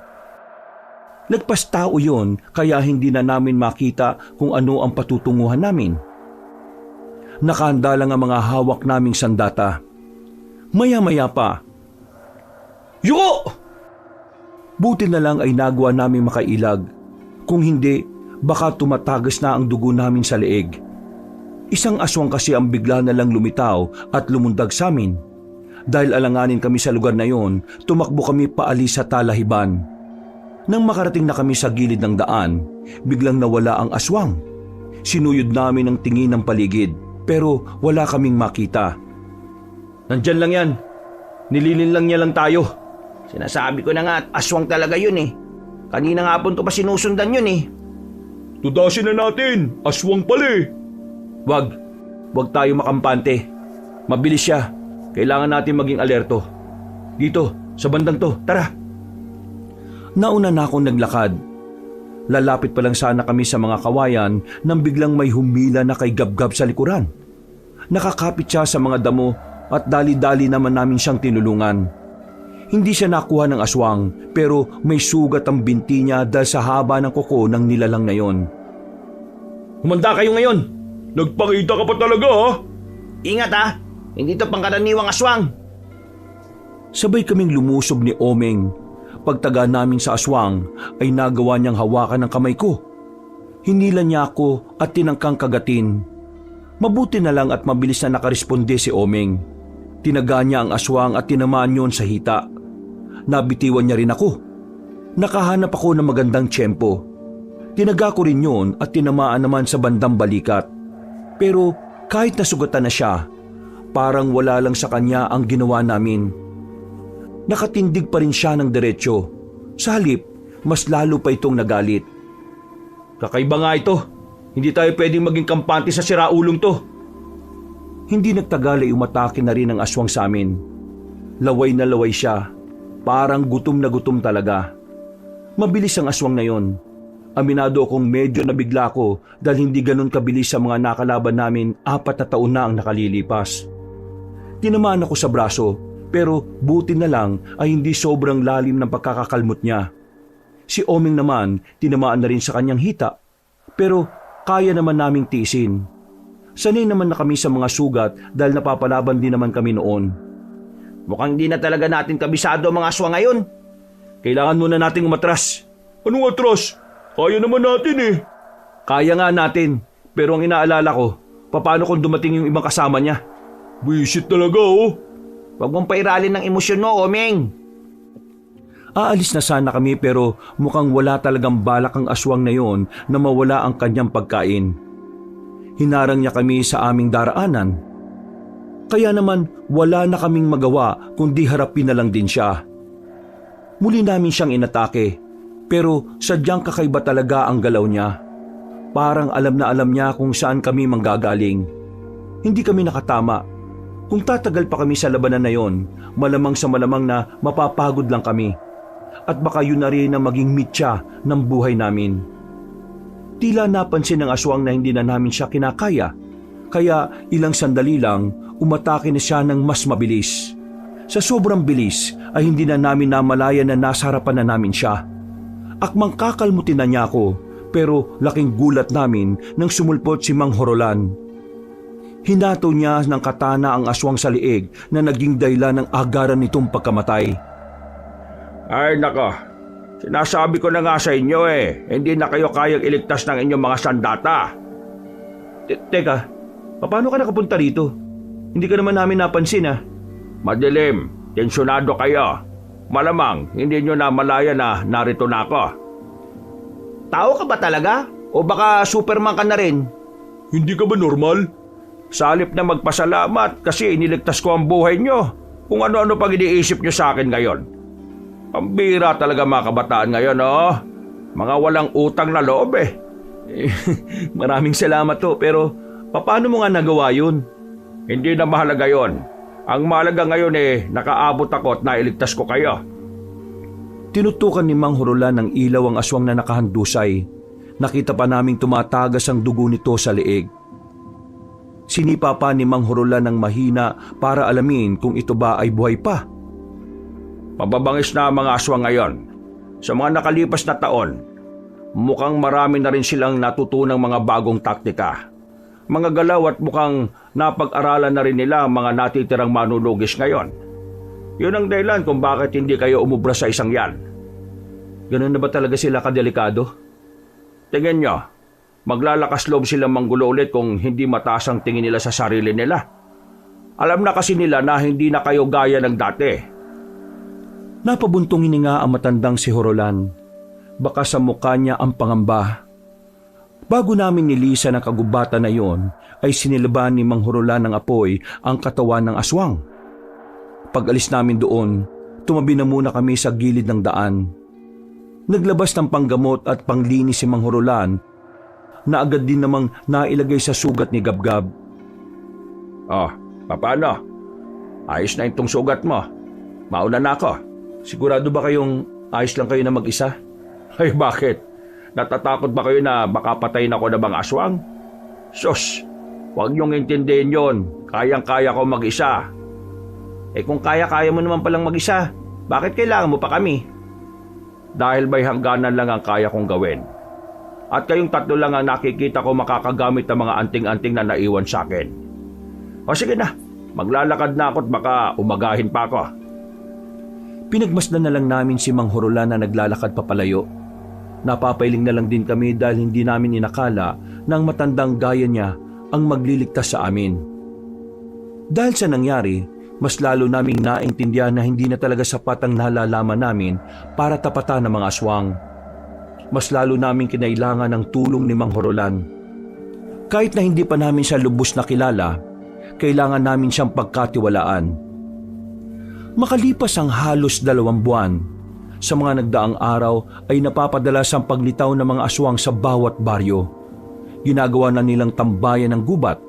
Pero dahil nga naibigay na rin sa amin ang anting-anting, ay unti-unti na rin namin yung napapaunlad. Nagagawa na rin namin silang tugisin. Hindi pa naman kami sobrang lakas dahil hindi pa namin nagigising ang tunay na kapangyarihan ng anting-anting na nasa amin. Pero ang mahalaga sa amin, kahit na papaano ay nagkakaroon kami ng lakas ng loob para protektahan ang kapayapaan. Mas naging malapit din ang kalooban namin kay Mang Horolan. Magaan talaga ang pakiramdam namin sa kanya. Yung bang kahit na sa sandaling panahon, parang napakadali niyang pagkatiwalaan. Wala naman din kasi kaming nakikitang dahilan para paghinalaan namin siya. Hindi kasi siya mabait lang sa amin. Kahit sa ibang tao rin ay mabuti ang pinapakita niya. Alam niyo kung anong gusto ko sa inyong magkakaibigan? Ang dadali niyong matuto. Alam niyo bang yung mga may-ari ng anting-anting na binigay ko sa inyo hirap na paabuhin ng mga yan. Pero kasi hindi na rin naman ako magtataka kung bakit ang dali niyong nagamit ang anting-anting. Nararamdaman kasi niya na karapat-dapat kayo dahil na rin sa ginawa niyong pakikipaglaban noon. Pero hindi mo pa rin ba sasabihin sa amin kung saan namin makikita ang lungga ng mga aswang? Hindi pa. Kapag nakita kong handang-handa na ang katawan at isipan ninyo, sasamahan ko pa kayo papunta ron. Kara mo naman, Mang Horolan. Wala ka pa rin bang tiwala sa amin? Hindi naman sa walang tiwala. Sadyang alam ko lang na magmamadali kayo kapag sinabi ko na sa inyo. Tandaan nyo, hindi nyo pa nagigising ang tunay na kalakasan ng inyong mga anting-anting. Tama si Mang Horolan. Kailangan mas maging handa tayo. Kasi kung hindi, para lang tayong tumalon sa kumukulong mantika kapag nagpunta tayo sa balwarte nila. Sa ngayon, umuwi na muna kayo sa inyo at magpahinga. Mag-relax. Walang sinyalis ng pag-atake ngayon kaya makakapagpahinga kayo ng mas matino. Hindi mo ba talaga kami dadalhin sa bahay mo? Kung may bahay lang ako bakit naman hindi? Sus, kunwari ka pa. Ayaw mo lang talaga. Siguro may tinatago ka, no? Meron talaga. Marami. Napapakamot na lang kami habang pinagmamasdan naming naglalakad papalayo si Mang Horolan, Kabanong. Pag-uwi namin sa baryo namin, masigla ang mga tao. 2 buwan na ring walang kumakalat na balita tungkol sa mga aswang. Kaya naman, halos lahat ng residente ay tuluyan ng kinalimutan yon. Ganun pa man, nanatili pa rin naman kaming alerto. Hindi kami kailanman naging kampante. Kahit sa gabi ay hindi kami natutulog ng mahimbing para lang mabantayan ang paligid. Ay nako, pambira naman talaga to si Gabgab oh. Kapag inuutusan palagi matagal bumalik. Mantika na lang ang kulang ko, magluluto na ako eh. Ano pang aasahan mo ron? Palakwento ang isang yun eh. Baka napakwento na naman sa mga kakilala niya. Oh, ayan na pala. Utik, salamat naman dumating ka. Omeng, Tagal mo. Mantika lang naman ang pinabibili si Aling Minda at si Mildred. Pagkasabi niyo ni Gabgab ay agad na binitiwan ni Omeng ang kanyang sinisibak. Nilapitan niya agad si Gabgab at saka inuga-uga sa balikat. Para kang timang kong makauga. Bibitiwan mo nga ako. Ano ba? Wala akong pakialam kay Aling Minda. Pero ano nangyari kay Mildred? Ito na nga. Si Aling Minda at si Mildred, nakita ko sa bakuran nila. Iyak ng iyak. Takot na takot. Narinig ko, inatake raw sila ng aswang. Hinabol daw sila mula kanto hanggang dun sa daanan sa tulay. Katangahan naman talaga eh. Bakit dun sila duman wala nang katao-tao dun sa ganitong oras? Oh, Omeng, saan ka pupunta? Oy! Hindi na sumagot si Omeng at dali-dali na rin itong naglakad papunta sa kinaroroonan nila Mildred. Pagdating namin doon, ay marami ng tao sa harapan ng bahay nila. Hinawi naman namin sila at saka nilapitan ng mag-ina. Ang masamang ugali na si Aling Mildred ay parang basang sisiw sa mga sandaling yon. Tulala, bakas ang kilabot sa kanyang kilos at pananalita. Wala akong mabakasang kahit na anong kasungitan sa kanya noon. Ano nangyari dito? Mildred, totoo ba na inatake kayo ng aswang? Oo, batang aswang. Bata siya. Kamuntikan na niya kaming makagat. Kung di lang ako lumaban. Nasaktan ka ba? Ayos ka lang ba? Oo, ayos lang naman ako. Pero natatakot ako na baka balikan kami ng batang aswang na yon. Huwag ka mag-alala. Hindi ko hahayaan na makalapit sila sa bahay ninyo. Maraming salamat, Omeng. Talagang kailangan kita. Anong tingin mo? Papayagan na kitang manligaw sa anak ko? Porque kaya mong labanan ng mga aswang? Yan na nga ba sinasabi ko eh. Masama talaga ugali niya. Kahit na naalagay na sa panganib ang buhay nila. Aling Minda naman, hindi tong oras para dyan. Nandito ako para sa kaligtasan nyo, hindi para makipagtalo. Alam ko ng style mong ganyan. Style mo, bulok! Kunwari ka pa na may malasakit pero sasamantalahin mo naman ang pagkakataon para mas mahulog sa iyo ang anak ko. Pwes, para sabihin ko sa iyo, kahit na anong gawin mo ay hindi talaga ako papayag. Wala akong pakialam. Kung ayaw mo, si Mildred na lang ang poprotektahan ko. Bahala ka malapa ng aswang. Anong sinabi mo? Kahit na kailan talaga, hindi ka dinapuan ng kabutihan eh no. Mildred, ikaw na nga lang ang poprotektahan ko. Itong nanay mo, pababayaan ko na lang to na mangat-ngat ng aswang. Total, wala rin naman tong pakinabang sa akin eh. Oming naman. Kayong lahat, ihandaan niyo ang sarili niyo dahil nagbabalik na sila. Maiintindihan namin kung matatakot kayo. Pero walang magagawang takot kung yun ang paiiralin. Maging matalino at maging mapagbasid. Kailangan niyong tapangan. Huwag niyong gagayahin tong si Aling Minda. Walang ibang inatubag kundi ang manghamak. Boom! Basag! Aray mo! Nauna nang naglakad si Oming at sumunod naman kami sa kanya. Nagapunan muna kami at pagkatapos bumalik na kami sa harapan ng bahay nila Mildred. Sa tapat noon ay merong kubo na pwedeng matambayan. Habang nagbabantay nga kami roon ay nakatanaw sa bintana si Aling Minda. Masama ang tingin sa amin, lalong-lalo na kay Omeng. Natigil ang pinag-uusapan namin nang marinig namin ang sigaw ng isang lalaki. Medyo malapit lang yun sa lokasyon namin kaya naalarma na kami. Kami nang bahala doon. Dito ka lang, Omeng. Bantayan mo si Mildred. Sigurado ka ba? Oo, kaya na namin yun. Nagiging aktibo ng anting-anting ko. Ibig sabihin may aswang nga ngayon. Wala na kaming sinayang na pagkakataon ni Gabgab. Gamit ang kapangyarihan ng anting-anting namin, natukoy namin ang kinaroroonan ng aswang. Nakarating kami sa dating tindahan ng buko malapit sa palengke. Isa yung abandonadong pwesto. Maraming nakatambak na kung ano-ano. Pare, nandito lang siya. Nararamdaman ko. Hoy aswang! Lalabas ka ba dyan o kami ang lalapit sa'yo? Pre, ramdam ko mas malakas to dun sa napatay ni Mang Horolan. Anong uri? Hindi ko sigurado pero parang gabunan. Gabunan? Ilan?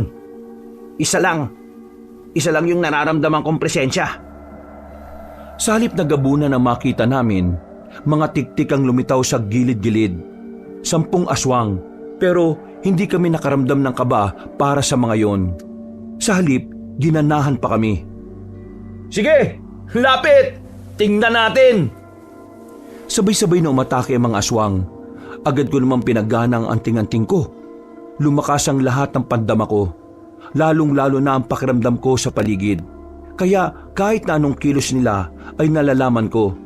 Dahilan para makailag ako ng walang kahirap-hirap.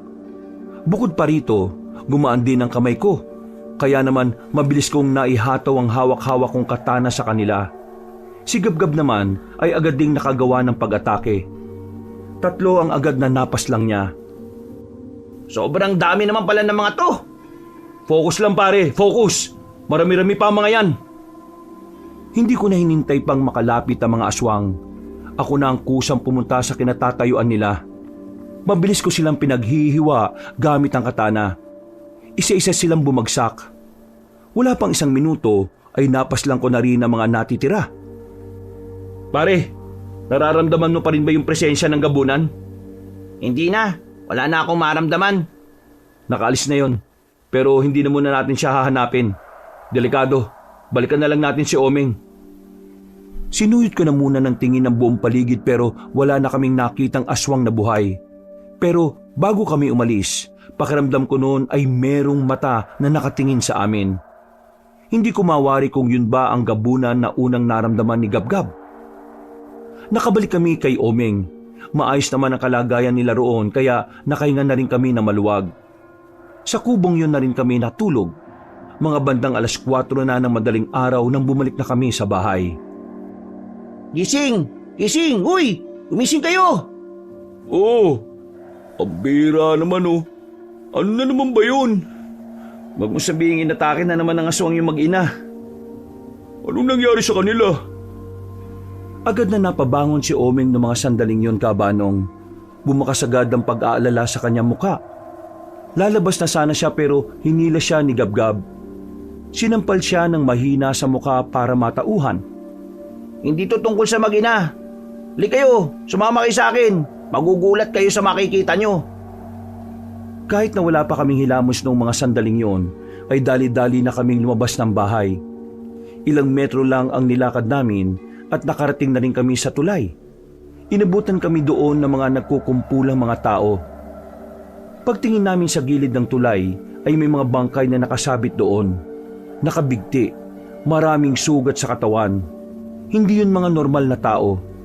Dahil ang mga nakabigting bangkay doon ay walang iba kundi mga aswang. Mga aswang? 7 aswang? Sinong gagawa niyan? Hindi kaya meron pang ibang manunugis na nakapatay na mga yan? Si Mang Horolan lang ang alam ko makakagawa nito. Hindi siya. Paano hindi siya? Ibukod sa atin, siya lang naman ang may kakayahang makapaslang sa mga yan. Siya lang ang biyasa sa pagtugis ng mga aswang. Mas magaling pa nga siya sa iba nating kapwa manunugis eh. May nakakita mga tao habang binibigti isa-isa yung mga yan. Ang sabi ng mga napadaang tanod, aswang din daw ang gumawa niyan. Ha? Kalukuhan. Aswang? Aswang napapatay ng kapwa niya aswang? Teka, sandali. Naguguluhan ako eh. Bakit naman gagawin nyo ng aswang sa kapwa niya? At paano naman sila nakakasiguro na aswang ay nakita nilang nagbibigti sa mga yan? Ang sabi nila, yung aswang na nagbigti sa mga yan may malapad na pakpak. Hindi nga lang daw nila nakita yung mukha kasi madilim. At saka natakot na daw sila nang maramdaman ng aswang na yun na pinapanood nila ang nangyayari. Aswang sa aswang? Bago to ah. Ngayon ko lang to narinig ah. Huwag ka mag-alala, ako rin. Kung totoong aswang nga yung pumatay sa mga yan, ibig ba nitong sabihin magiging kakampi natin sila? Hindi. Kahit kailan, hindi tayo pwede magtiwala sa mga aswang. Yan ang unang-una sa batas nating manunugis. Ang mga aswang ay aswang. Kahit na kailan, hindi uso sa kanilang kabutihan. Likas sa kanilang kasamaan. Sa tingin ko, nagiging magkaaway din ng mga aswang. Pero tama nga si Damian, hindi natin sila pwedeng pagkatiwalaan. Di porke pumatay sila ng kapwa nila pwede na nating iasa ang buhay ng mga tao sa kanya. Mag-almusal na lang muna tayo. Puntahan natin si Mang Horolan sa tagpuan. Malamang nandun yon dahil sa mga nangyari ngayon. Napapailing na lang ako ng mga sandaling yon, Kabanong. Pero ang totoo, magulo na ang takbo ng utak ko. Ang dami kong naiisip na anggulo sa mga nangyayari.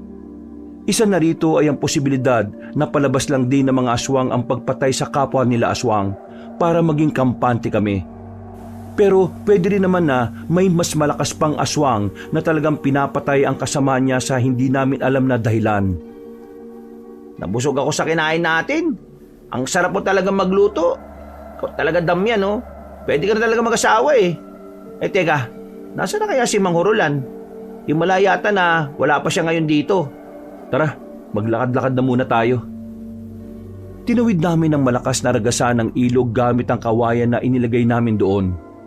Pumasok kami sa kagubatan at hindi nagtagal, meron na kaming natanaw na bahay. Yari lang sa kahoy ang bahay na yon, pero mukhang maayos. Malinis din ang bakuran. Pero ang nakapagtataka lang, bakit nag-iisa lang ang bahay na yon? Sandali lang, hindi tayo dapat basta-basang lumapit sa bahay na yan. Gab-gab, paganahin mo nga yung anting-anting mo. Alamin mo kung aswang ang nakatira dyan sa loob. Hinawakan ni Gab-gab ang kanyang anting-anting at saka pumikit. Pagdilat niya ay agad siyang umiling-iling. Hindi naman pala Lapitan natin. Alamin natin kung sino nakatira dyan. Delikado dito sa gubat kaya dapat wala sila dyan. Nagmamadali kaming lumapit doon. Pinatunog namin ang maliit na bell na nakasabit sa may bakuran. Ilang sandali lang, lumabas mula sa bahay na yon ang pamilyar na muka. May hawak-hawak pa itong tasa ng kape at tinapay naman sa kabilang kamay. Bakit kayo nandito? Paano nyo nalaman tong bahay ko? Ang totoo talaga hindi namin alam na dito ka nakatira. Napadaan lang kami dito. Ang galing nyo naman. Nakita nyo kagad. Paano hindi makikita eh? Pagtawid mo ng ilog, konting silip lang matatanaw na to. Kaya pala ang bilis mong makarating sa tagpuan natin eh. Dito ka lang pala nakatira eh, no? Eh ano ba pag-uusapan natin ngayon? Hindi mo pa ba alam yung kumakalat na balita ngayon? Hindi. Wala naman akong kakilala sa baryo nyo eh. Nandito lang din naman ako sa bahay. May 7 aswang na bangkay. Maraming hiwa sa katawan. Binigti sa tulay. At ang sabi ng mga tao, kapwa nila aswang ang gumawa nun. May alam ka bang kwento na ang isang aswang kayang pumatay ng kapwa niya? Napopo si Mang Hurulan sa gilid at sandaling nag-isip. Nanatili naman kaming nakatayo sa harapan niya habang naghihintay. Magsasalita na sana siya nang biglang umubo ng ilang ulit. Nabitiwan niya ang hawak-hawak niyang kape. Pagtingin namin sa mukha niya ay namumula na siya. Mang Hurulan, ayos lang ba kayo? Ayos lang naman ako. Huwag kayo mag-alala. Hindi ka ayos. Mami ka nga sa amin. May sakit ka ba? Wala nga. Ganito talaga ako minsan kapag kulang sa tulog. Pinagmasdan ko siya ng maigi habang inaalalayan ni Omeng at Gabgab. Napansin ko na namumula rin ang ibang parte ng katawan niya. Pinagpapawisan siya at nagtitindigan ng mga balahibo. Hindi ko alam kung anong klaseng sakit ang inililihim niya sa amin, pero tingin namin ay hindi na yun normal. Sinubukan namin siyang paaminin, pero kahit na anong pilit namin, ay hindi siya sumasagot na matino. Dahil sa pag-aalala, sinamahan namin si Mang Hurulan hanggang sa gabi. Hindi nyo naman ako kailangang samahan eh. Ginabi pa kayo tuloy. Sige na, umuwi na kayo. Ayos na ako. Nahihilo ka kanina. Nanlalamig ka rin, sabi mo. Kaya hindi ka namin pwedeng iwan ng ganun-ganun na lang. Huwag ka na makulit, Mang Hurulan ha. Sino na lang ang magsasabi sa amin kung nasa ng kuta ng mga aswang kung mamamatay ka? Mamamatay ka agad? Masama lang naman ang pakiramdam ko eh. Teka sandali.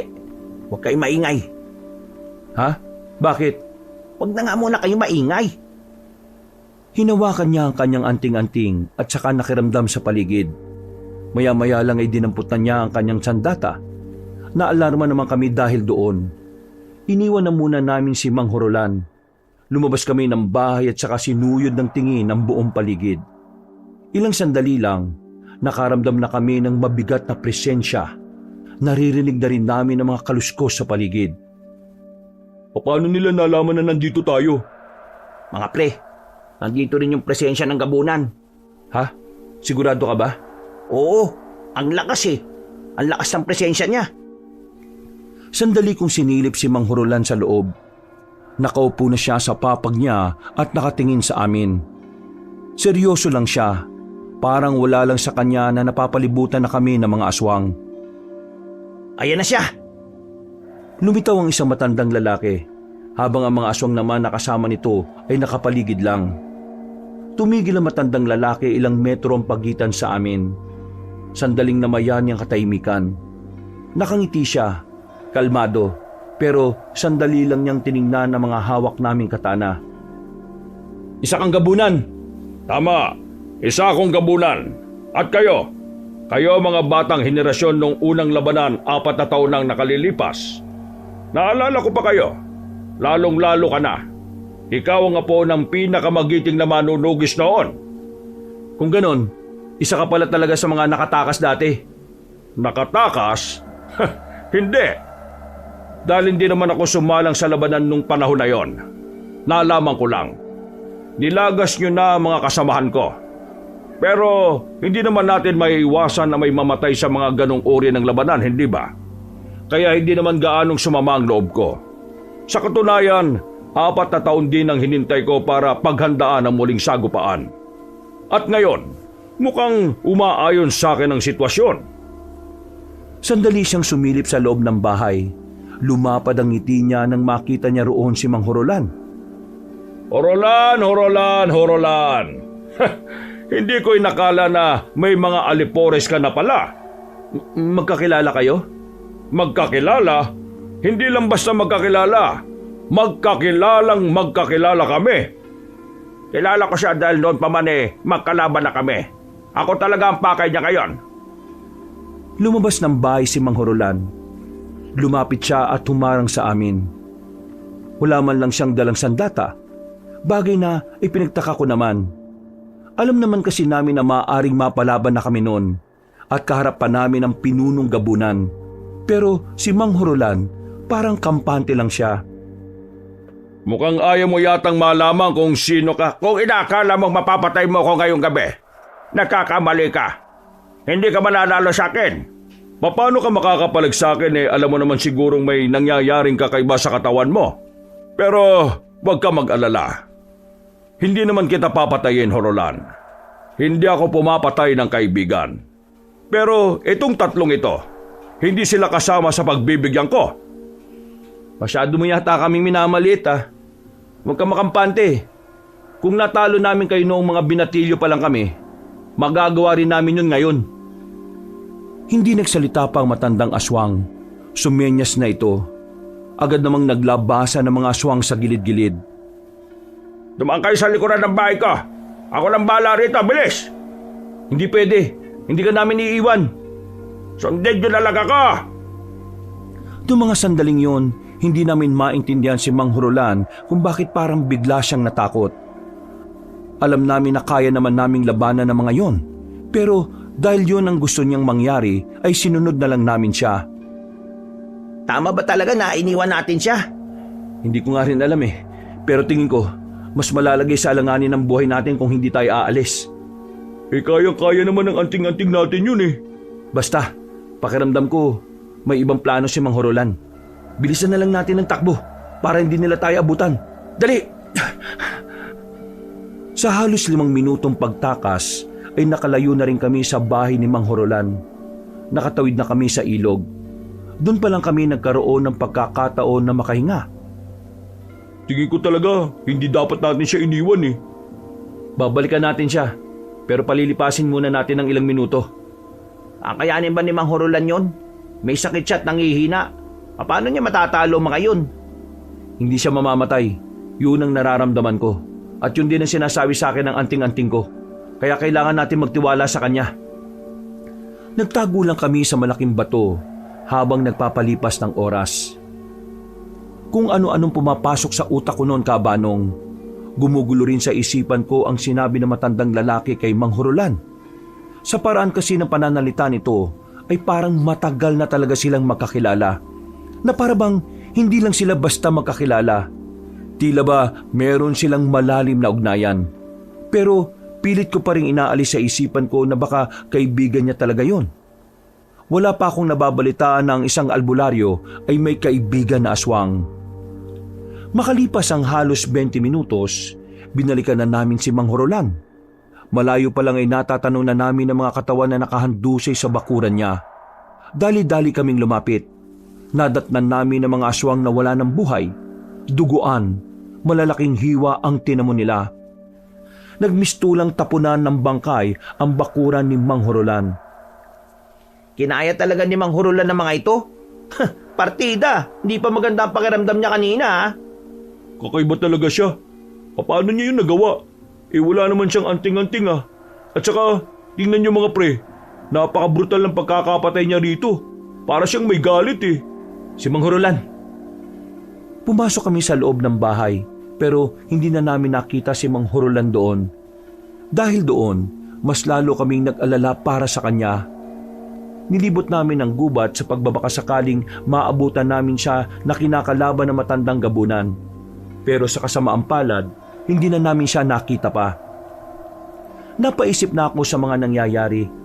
Ayaw ko mang isipin pero palagay ko, may tinatago talaga si Mang Horolan na ayaw talaga niyang malaman namin. Sumapit ang kinaumagahan. Hindi pa rin namin siya makita. Nakailang balik na kami sa bahay niya pero wala pa rin. Nasilaban na nga namin yung mga bangkay ng mga aswang pero kahit anino niya ay hindi man lang lumitaw. Sana kaya napadpad yun? Hindi kaya nabihag na siya ng mga aswang? Pakiramdam ko hindi Anong ibig mo sabihin? Narinig niyo naman siguro yung sinabi ng matandang gabunan kagabi. Magkaibigan sila. Sineryoso mo talaga yun? Malamang sinabi lang yun ng aswang na yun para mang-asar. Hindi. Nararamdaman kong totoo yun. Totoong meron silang malalim na ugnayan ng aswang na yun. Kasi kung iisipin mo kung alam niya ang bahay ni Mang Hurulan, dapat noon pa nila pinatay si Mang Hurulan. Sa bagay, may punto si Damian. Alam mo, sa presensya ng aswang na gabunan at ni Mang Hurulan, dun sa aswang yung mas malakas. Kaya kung mas malakas yung gabunan, dapat noon pa wala na si Mang Hurulan. Bakit hindi nila pinapatay? Ang gulo. Hanggang ngayon iniisip ko pa rin kung bakit niya tayo pinaalis. Para saan pa yung mga binigay niyang anting-anting, di ba? Meron akong iniisip na dahilan pero hindi ko pa sigurado kung tama. Ano?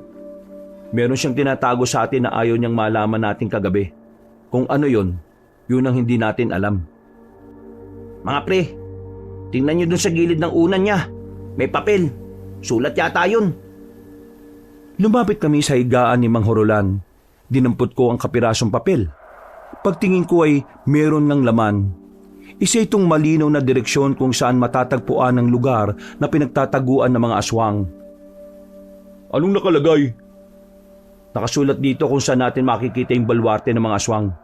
Mukhang kailangan na natin puntahan mamayang gabi. Baka nga biyag nila si Mang Hurulan. Mukhang alam na ni Mang Hurulan na mangyayari ang lahat ng ito kaya siya nag-iwan ng sulat.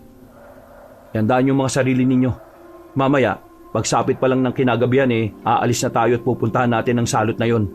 Ililigtas natin si Mang Hurulan. Napatangon na lang sila. Bumalik kami kagad sa bahay para ikondisyon ang sarili namin. Habang nagpapahinga kami sa bahay, bigla namang dumating si Aling Minda. Galit na galit. Nagpupumilit na pumasok sa bakuran pero nakakandado ang gate naming kawayan. Ano bang problema nyo, Aling Minda? Problema ko? Yang lalaking yan! Ako? Problema mo? Bakit? Inaano ba kita? Huwag ka na magmangmangan pa.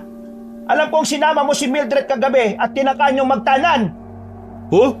Pinagsasasabi mo? Sabog ka ba? Aling Minda, lakas ng tama niya na. Saan ka umiskod niyan? Anong tama-tamang pinagsasasabi niyo, ha? Gusto niyong tamaan kayo sa akin? Ilabas niyo ang anak ko. Kasi kung hindi, ipadadampot kita sa mga pulis. Wala rito ang anak mo. Hindi kami nagkausap kagabi dahil meron kaming inasikaso. Tingin mo maniniwala ako sa'yo? Di wag ka maniwala. Pakailam ko sa'yo. Aling Minda, magkakasama kami kagabi. Hindi namin kasama si Mildred. Kailan ba siya huling nasa sa inyo? Inutusan ko lang siyang kumuha ng banabas sa tabi ng ilog kagabi. Tapos, hindi na bumalik. Di ba madalas kayong natambay doon? Kaya malakas talaga ang pakiramdam ko na kinuha mo ang anak ko. Saan mo siya dinala, ha? Si Mildred? Nagpunta sa ilog kagabi? Kunwari ka pang walang alam. Sinungaling ka. Ilabas mo ang anak ka. Diyos ko, di kaya napasama siya sa kinuha ng mga aswang? Aswang? Hindi pwede. Kalma muna. Hindi pa natin sigurado. Huwag na kayong gumawa ng kwento. Bakit mo kasi siya inutusan sa ganung oras Hindi ka ba talaga nag-iisip matanda ka? Alam mong gumagala ang mga aswang sa mga ganung oras pero pinalabas mo pa rin si Mildred. Kahit na kailan talaga, wala ka talagang kwentang ina no? Oo, awat na. Alam kong banas na banas ka na rito, pre, pero masamang manapak na matanda. Kapag may nangyari masama kay Mildred, ikaw ang mananagot, Aling Minda. Ipapakain talaga kita sa aswang, tandaan mo yan. Nanlaki ang mga mata ni Aling Minda ng mga sandaling yon. Hindi niya inasahang pagbabantaan siya ni Omeng. Sa takot niya ay nagmamadali na itong umalis. Muntikan pa itong matumba dahil sa pagkataranta. Si Omeng naman ay hindi na rin mapakali. Gustong-gusto niya ng punta na agad ang lugar ng mga aswang. Pero pinipigilan namin siya. Wala pa kasi kaming maayos na plano sa mga sandaling yon. Mga bandang 5:00 ng hapon, nagsagawa muna kami ng matinding konsentrasyon para makipag-ugnayan sa daladala naming mga anting-anting. Ginagawa namin yon upang mas maganda ang daloy ng kalakasan sa buong katauhan namin. Matapos yon, agad na rin kaming umalis. Aminadong kinakabahan kami noon. Yung kasi ang unang pagkakataon na lulusob kami sa balwarte ng mga kalaban namin. 3 lang kami. Hindi kasi pumayag ang ibang manunugis na magbalik serbisyo. Ang sabi sa sulat, mas maraming bantay sa gilid ng lugar ng mga aswang. Alam ng mga aswang na posibleng dumaan ang mga kalaban nila sa gilid. Kaya ang gagawin natin ngayon, sa harapan tayo dadaan. Paano natin gagawin yun makikita tayo kaagad ng mga aswang doon. Yun ang kailangan nating isipin. Napabuntong hininga na lang din ako noong mga sandaling yon, Kabanong. Kahit din kasi ako, hindi ko rin alam ang eksaktong paraan kung paano namin mapapasok ang baryo ng mga aswang. Pero makalipas ang 10 minuto, isang pangyayari ang pumigil sa amin. Bago pa kasi namin marating ang balwarte ng mga aswang, nakita na namin ang mga nilalang na yon sa isang parte ng gubat na kung saan meron silang mga kinakaladkad na babae. Ang iba pa nga sa mga babaeng yon ay mga wala ng damit. Pero meron pa rin namang may mga suot na damit ang iba. Dahil doon ay nagkaroon kami ng saglit na pagtatalo ni Omeng. Hindi natin pwedeng sundan ng mga yan. Dumiretso tayo dun sa lugar nila. Dahil kung totoo ngang nangunguha sila ng babae, malamang sa malamang doon din naman nila yung dadalhin. Paano kung hindi? Paano kung hindi nila doon dadalhin yung mga bihag nila? Paano kung sa iba nila yung dadalhin at sa lugar na yon, naroon din naman si Mildred? Pre, hindi lang naman tungkol kay Mildred kung bakit tayo narito. Ililigtas din natin si Mang Horolan. Hindi tayo pwede magdesisyon sa isang sitwasyon na hindi natin sigurado. Kailangan natin maging matalino ngayon, pre. Sige na, mauna na kayo. Ako nang bahalang sumunod sa kanila. Oming naman, masisira ang mga planong pinag-usapan natin Hindi ko pwedeng ipagsawalang bahala ito. Baka magsisi ako kapag hinayaan ko ang mga aswang na yan. Tapos sa pupuntahan nila naroon din Doon din yan sa balwate nila pupunta. Ano bang mahirap intindihin doon? Ibang direksyon nila, Damian. Ibig sabihin, iba rin ang lugar ng destinasyon nila. Mag-isip ka nga. Oo, baka naman kayo pa mag-away dyan Ito kasi, sabi na susuportahan ako sa pagmamahal ko kay Mildred. Pero ngayon, kontra naman ang kontra. Hindi naman sa kontra ng kontra. Meron na kasi tayong napag-usapan Yun ang susundin nating plano. Pasensya na kung masisira ang plano. Kailangan kong sundin ang kutob ko. Isira ulo ka ba? Sa inis ko sa kanya ay napalakas na ang pagkakasabi ko. Agad na uminit at naging aktibo ang daladala kong anting-anting. Sinyalis na nakakaramdam na ito ng panganib. Pagsilip namin sa mga aswang, nakita naming naglalakad na sila papalapit sa amin. May mga hawak silang sulo kaya kitang-kita namin sila. Wala na kaming panahon magtalo noon kaya pinaghandaan na lang namin ang kanilang paglapit. Yan na nga ba sinasabi ko Dahil sa katarantaduan yung dalawa, masisira talaga lahat ng pinagplanuhan natin. Nanahimik na lang kami sa kinalalagyan namin. Maya-maya pa'y nasa harapan na rin namin sila. Nakatigil lang sila at parang nakikiramdam. Noong mga oras na yon, aminadong kinakabahan na rin kami.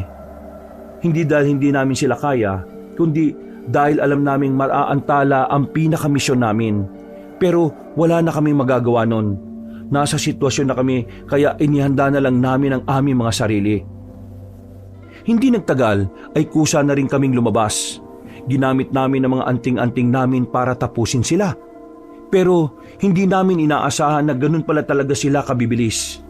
Nagtago sila sa mga puno.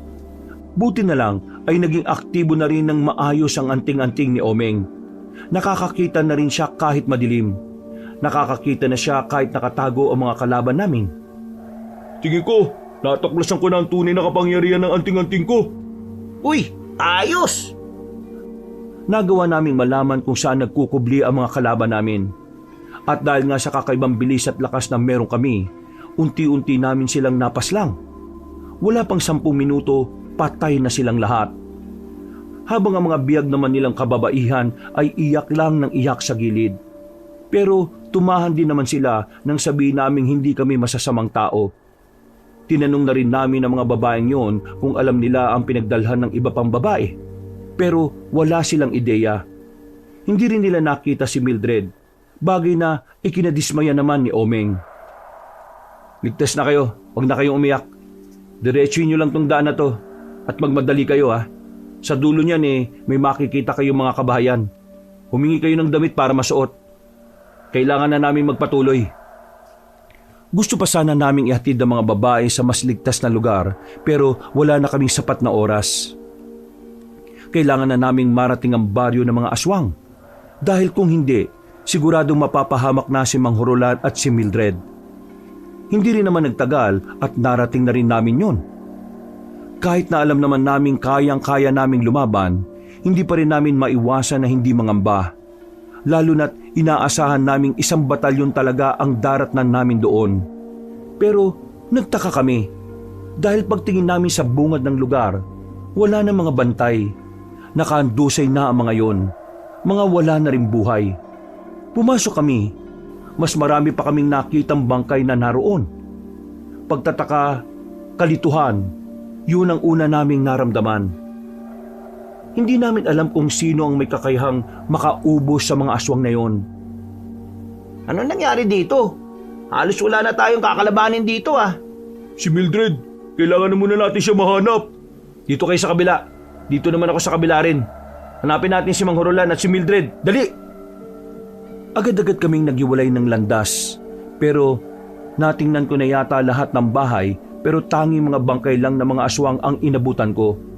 Walang kahit na anong anino ni Mang Horolan. Nang balikan ko sila Omeng, kasama na nila si Mildred at ang 3 babae na kapwa bihag din.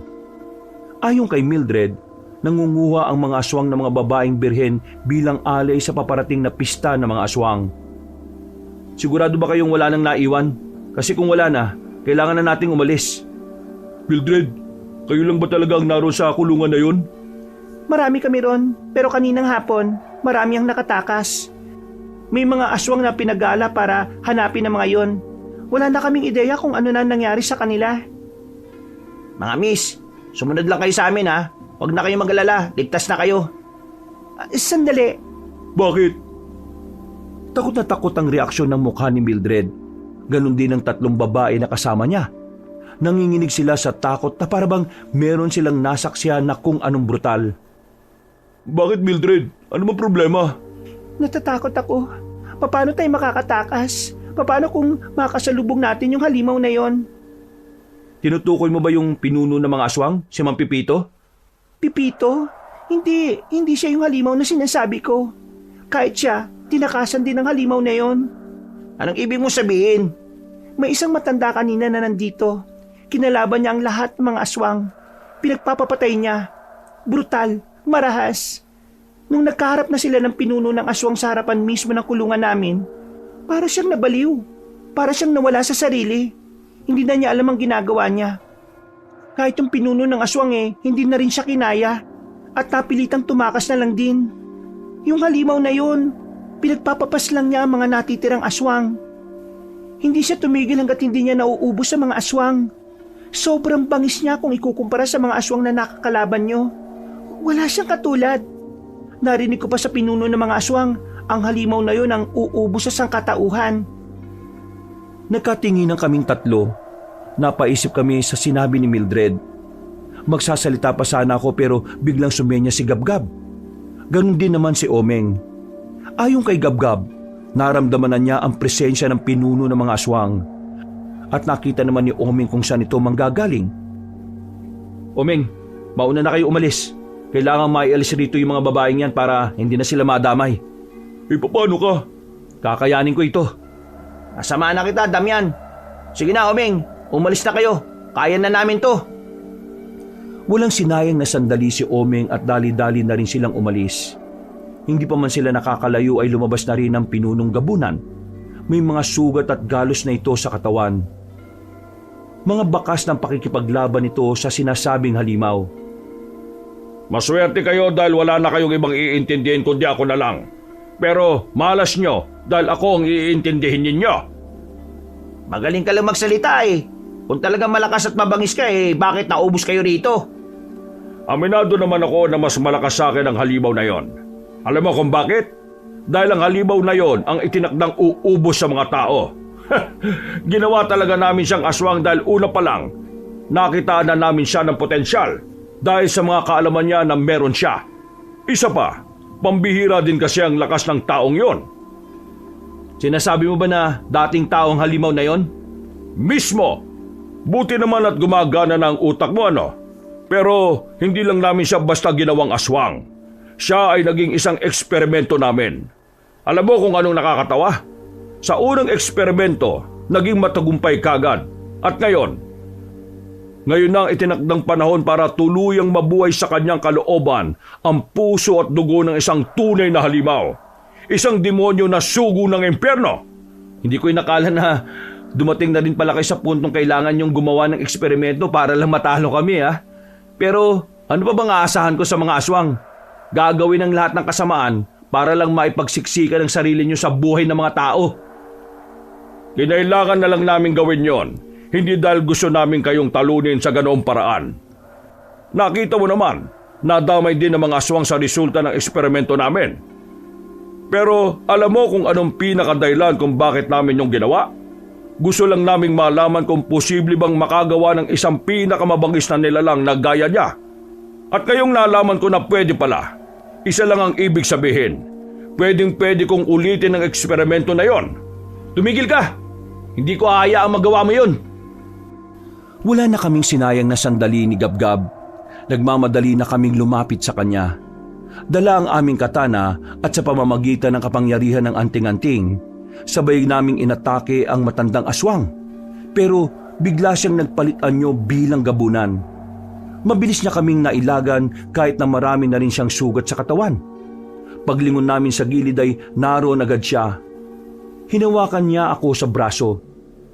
Ganon din si Gabgab. Hinila niya kami ng malakas at saka dinakma sa leeg at idinikit sa pader. Akala nyo ba porke meron kayong gamit na anting-anting matatalo nyo ako sa laban na ito? Tigilan nyo na ang pag-iilusyon. Dahil sa mga sandaling ito, mauuna kayong mamatay. Mas sumigpit ang pagkakasakal niya sa amin. Naramdaman kong dumaloy ang dagdag na enerhiya sa katawan ko. Hinawakan ko siya sa kamay at saka hinila rin ng malakas. Nabitiwan niya kami. Sinamantala ko ang pagkakataon para tagain siya ng hawak kong katana. Pero nagawa niyang agawin yung sakin nang hindi ko namamalayan. Sobrang bilis niya. Pati si Gabgab ay hindi rin umubra. Yan! Kamao sa kamao na lang tayo. Madaya naman kayo kung gagamitan nyo pa ako ng sandata nyo, hindi ba? Gab, focus ha. Hindi pang karaniwan ng isang ito. Alam nyo kung saan pa ako natatawa? Kung sa akin ay hindi nyo na kayang makasabay, paano pa kaya sa halimaw na sinasabi ko kanina? Muli kong pinagana ang aking anting-anting.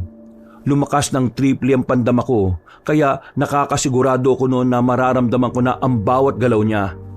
Maya-maya pa, lumusob kami ulit ni Gabgab. Nagawa niyang suntukin si Gabgab sa sikmura pero nang ako na ang lalapit sa kanya, nabasa ko na sa kaliwa manggagaling ang susunod niyang atake.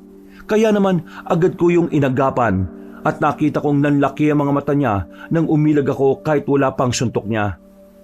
Hindi niya inaasahan na makakagawa agad ako ng tugon. Sinuntok ko siya ng malakas sa sikmura. Sa lakas ng pagkakasuntok, gumawa ito ng malakas na impact. Tumalsik si Mang Pipito at tumama sa pader ng kabahayan. Gab, ayos ka lang? Oo, ayos lang ako. Huwag mo akong intindihin. Kung ganon, tapusin na natin to. Aatake na sana kami pero nakabangon na pala ang gabunan. Sinalubong niya kami. Pero nailagan namin ang ginawa niya. Nang makita namin may maganda ng pagkakataon dahil wala na siya sa forma, naunang lumapit si Gabgab. Sinuntok naman siya sa bandang likuran. Pagtalsik niya, tumalon ako ng mataas. Sa pagbagsak ko ay sinuntok ko naman siya ulit sa sikmura. Nung mga sandaling yun ay inakala naming mapapatay na namin siya. Pero nakabangon pa rin siya kahit na malala na ang ginawa namin sa kanya. Inaamin ko, malakas kayo, magaling kayo, at matalino kayo. Pero naranasan ko nito sa ibang antingero. Ang totoo niyan, ganito rin ang nangyari. Pero nasa harapan niyo pa rin ako ngayon. Gusto niyo bang makarinig ng panibagong kaalaman tungkol sa anting-anting na hawak ninyo? Huling daldal mo na yan. Dahil ang may-ari ng mga anting-anting na ginamit nyo ay ako mismo rin ang pumatay. Hindi ba yun nasabi sa inyo ni Horolan? Oo nga pala. Hindi nyo nga pala siya ganap na kilala. Marami pa pala kayong hindi nalalaman tungkol sa kanya. Inadaan nyo lang kami sa daldal eh. Pero ang totoo, sinasamantala mo lang ang oras para makarecover ka. Hindi na namin siya hinayaang makapagsalita ulit, Kabanong. Umatake kami ni Gabgab. Ilan sa mga suntok namin ang hindi na niya kinaya pang ilagan. Kaya naman nagpagewang-gewang na siya dahil sa dami ng tama niya sa katawan. Pero nanatili pa rin siyang nakatindig. Sobrang tibay ng kanyang katawan. Buong akala namin sa ganong estado niya ay magiging madali na para sa amin na patayin siya. Pero bago kami dumating sa ganoong punto, binuhusan niya ang natitira niyang lakas para labanan kami. Muli siyang nagpalit ng anyo. May mga lumabas na buto sa iba't ibang parte ng kanyang katawan. At ang mukha niya naman ay naghugis bungo na. Hindi na namin siya makilala. Maya-maya pa, binunot niya ang nakalitaw na buto sa kanyang likod. Yun ang nagsilbi niyang sandata laban sa amin. Kukunin sana namin ang katana namin pero sa kasamaang palad, malayo yun sa amin at malapit naman ito sa kanya. Ito na ang huling pagpapalitan niyo ko. At saan niyo kong ito? Sisiguraduhin kong kayong dalawang hindi sisikatan ng araw. Muli siyang umatake hawak ang matulis at mahahabang buto. Sinubukan niya akong saksakin gamit yon pero naitulak ako ni Gabgab. Dinaplisan ito si Gabgab sa tagiliran. Mabuti na lang ay hindi naman yon sobrang malala. Medyo bumili siya ulit. Kailangan nating mag-ingat.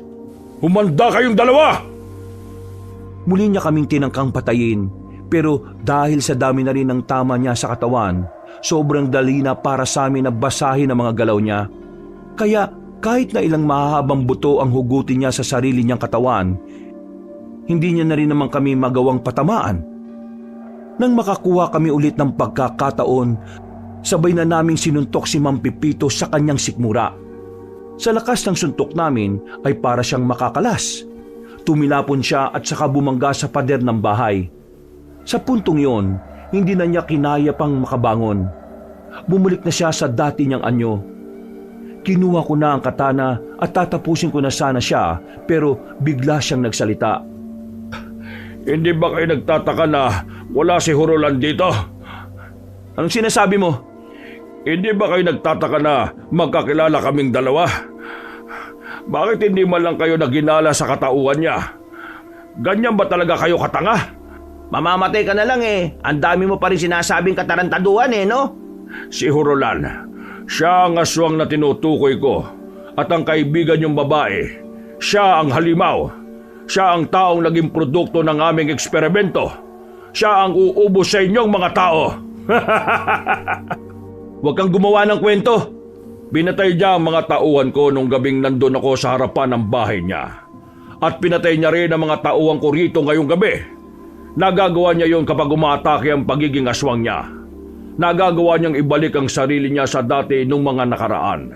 Pero ngayon, malabong mangyari yon. Dahil sa mga sandaling ito, nagsisimula na siyang maghasik ng kasamaan. Sinaksak na ni Gabgab ang matandang gabunan. Hindi na niya yon hinayaan pang magsalita para hindi na malaso ng utak namin. Pero sa mga sandaling yon, hindi ko alam kung bakit parang masama ang kutob ko. Kaya kahit na hindi kami sigurado kung totoo ba ang sinasabi niya, nagmamadali kaming makaalis doon. Bumalik kami sa baryo, pero payapa tahimik ang aming lugar. Walang kahit na anong bahid ng karahasan. May mga nakakasiyahan pa nga sa isang bakuran. Nung una, akala namin ay gawa-gawa lang na matandang gabunan ang sinasabi niya. Hanggang sa bigla ko nalang maisip na puntahan si Mang Hurolan sa bahay niya. At pagdating nga namin doon, inabutan namin si Mang Hurolan na nakatali na sa makapal na haligi ng bahay niya. Gumiti siya sa amin na parang alam niya na darating kami. Bakit na nakagapos? Marahil alam niya na naman ang dahilan kung bakit. Sinabi na sa inyo ni Pepita. Hindi kami naniniwala sa sinabi niya. Alam naming hindi katotoo ang lahat ng sinabi niya. Ako ang mabagis na aswang na pumapatay sa mga alipores niya. At nagagawa ko lang yon kapag sinusubukan kong gamitin ang kalakasan ng pagiging aswang ko. Pero ngayon, hindi ko na yon magagamit pa. Dahil unti-unti na akong nawawalan ng oras. Ilang minuto na lang, tuluyan na ako magiging halimaw at hindi ko na makokontrol ang sarili ko. Kaya naman, nakikiusap ako sa inyo. Gawin niyo ang tama. Patayin niyo na ako bago pa ako maging ganap na halimaw at makapanakit at makapatay pa ng mga inosenteng tao. Inuutusan mo kaming patayin ka? Naihibang ka na ba? Parang ikaw na rin ang pangalawang magulang namin. Tingin mo, paano namin magagawa ang gusto mo? Alam kong mahirap pero kailangan niyong kayanin. Mas maraming buhay ang masasayang kapag hindi ko na nakontrol ang sarili ko. Matanda na ako. Patagal ko na rin dinanas ang paghihirap ng pagiging aswang. Kaya nakikiusap ako sa inyo. Bukod sa gusto kong protektahan ng mga tao, gusto ko na rin matapos ang paghihirap ko. Ikaw Damian, nasa iyo ang anting-anting na makakapaslang sa akin. Kunin mo ang katana ko. Ilang beses na akong iniligtas ng katana ko na yan. Kaya gusto kong yun din ang magpapalaya sa akin sa madilim kong buhay na ito. Manghurulan, Damian, Gab-Gab, pakisabi na rin kay Omeng na sa sandaling nagkakilala tayo, nagawa niyo akong bigyan ng panibagong dahilan para maging masaya. Maraming salamat sa inyo, mga anak. Pagkatapos niyang magsalita, unti-unti na siyang nagbago ng anyo.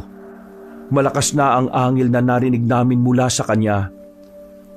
Umuuga na rin ang haligi na pinagtatalian niya. Noong mga sandaling yon, Kabanong, malaki ang tsansang mamatay kami at maraming madadamay na tao kung makakakawala si Manghurulan doon. Kaya kahit na masakit para sa akin, kinuha ko na ang katana niya. Tumayo ko sa harapan niya habang pinipilit niyang makakawala. Binulungan ko ang anting-anting ko na sana bigyan niya ako ng lakas na gawin yon. At sana maging tunay na malaya na si Manghurulan. Maya-maya pa, tumigil na si Manghurulan sa kakaangil.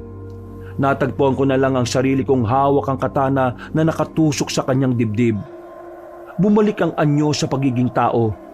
Hindi na siya nakapagsalita, pero nakatingin siya sa akin habang may ngiti sa kanyang labi. Agad na pumanaw si Manghurulan. Nakisabay pa ang malakas na ulan sa pagagulgol namin ng mga sandaling yon, Kabanong. Sobrang sakit para sa akin na mawala na naman ng taong itinuturing ko na ring isang ama. Pero sa kabilang banda, napigilan naman namin ang mas malawak pang karahasan na mangyayari sana kung nakawala si Manghurulan. Lumipas sa mga araw, linggo, buwan at taon na natili sa puso namin si Manghurulan. Bilang pagpupugay sa kanya, naipaalam namin sa mga tao ang kabayanihan na nagawa niya. At tingin ko, kung nasan man ngayon si Manghurulan, masaya na rin siya dahil sa wakas ang kapayapaan na pangarap niya para sa sarili niya at para sa sanlibutan ay natupad na rin. Hanggang dito na lang po, Kabanong. Marami pong salamat sa lahat ng sumubaybay. Pinagpalang araw po sa inyong lahat. Wakas.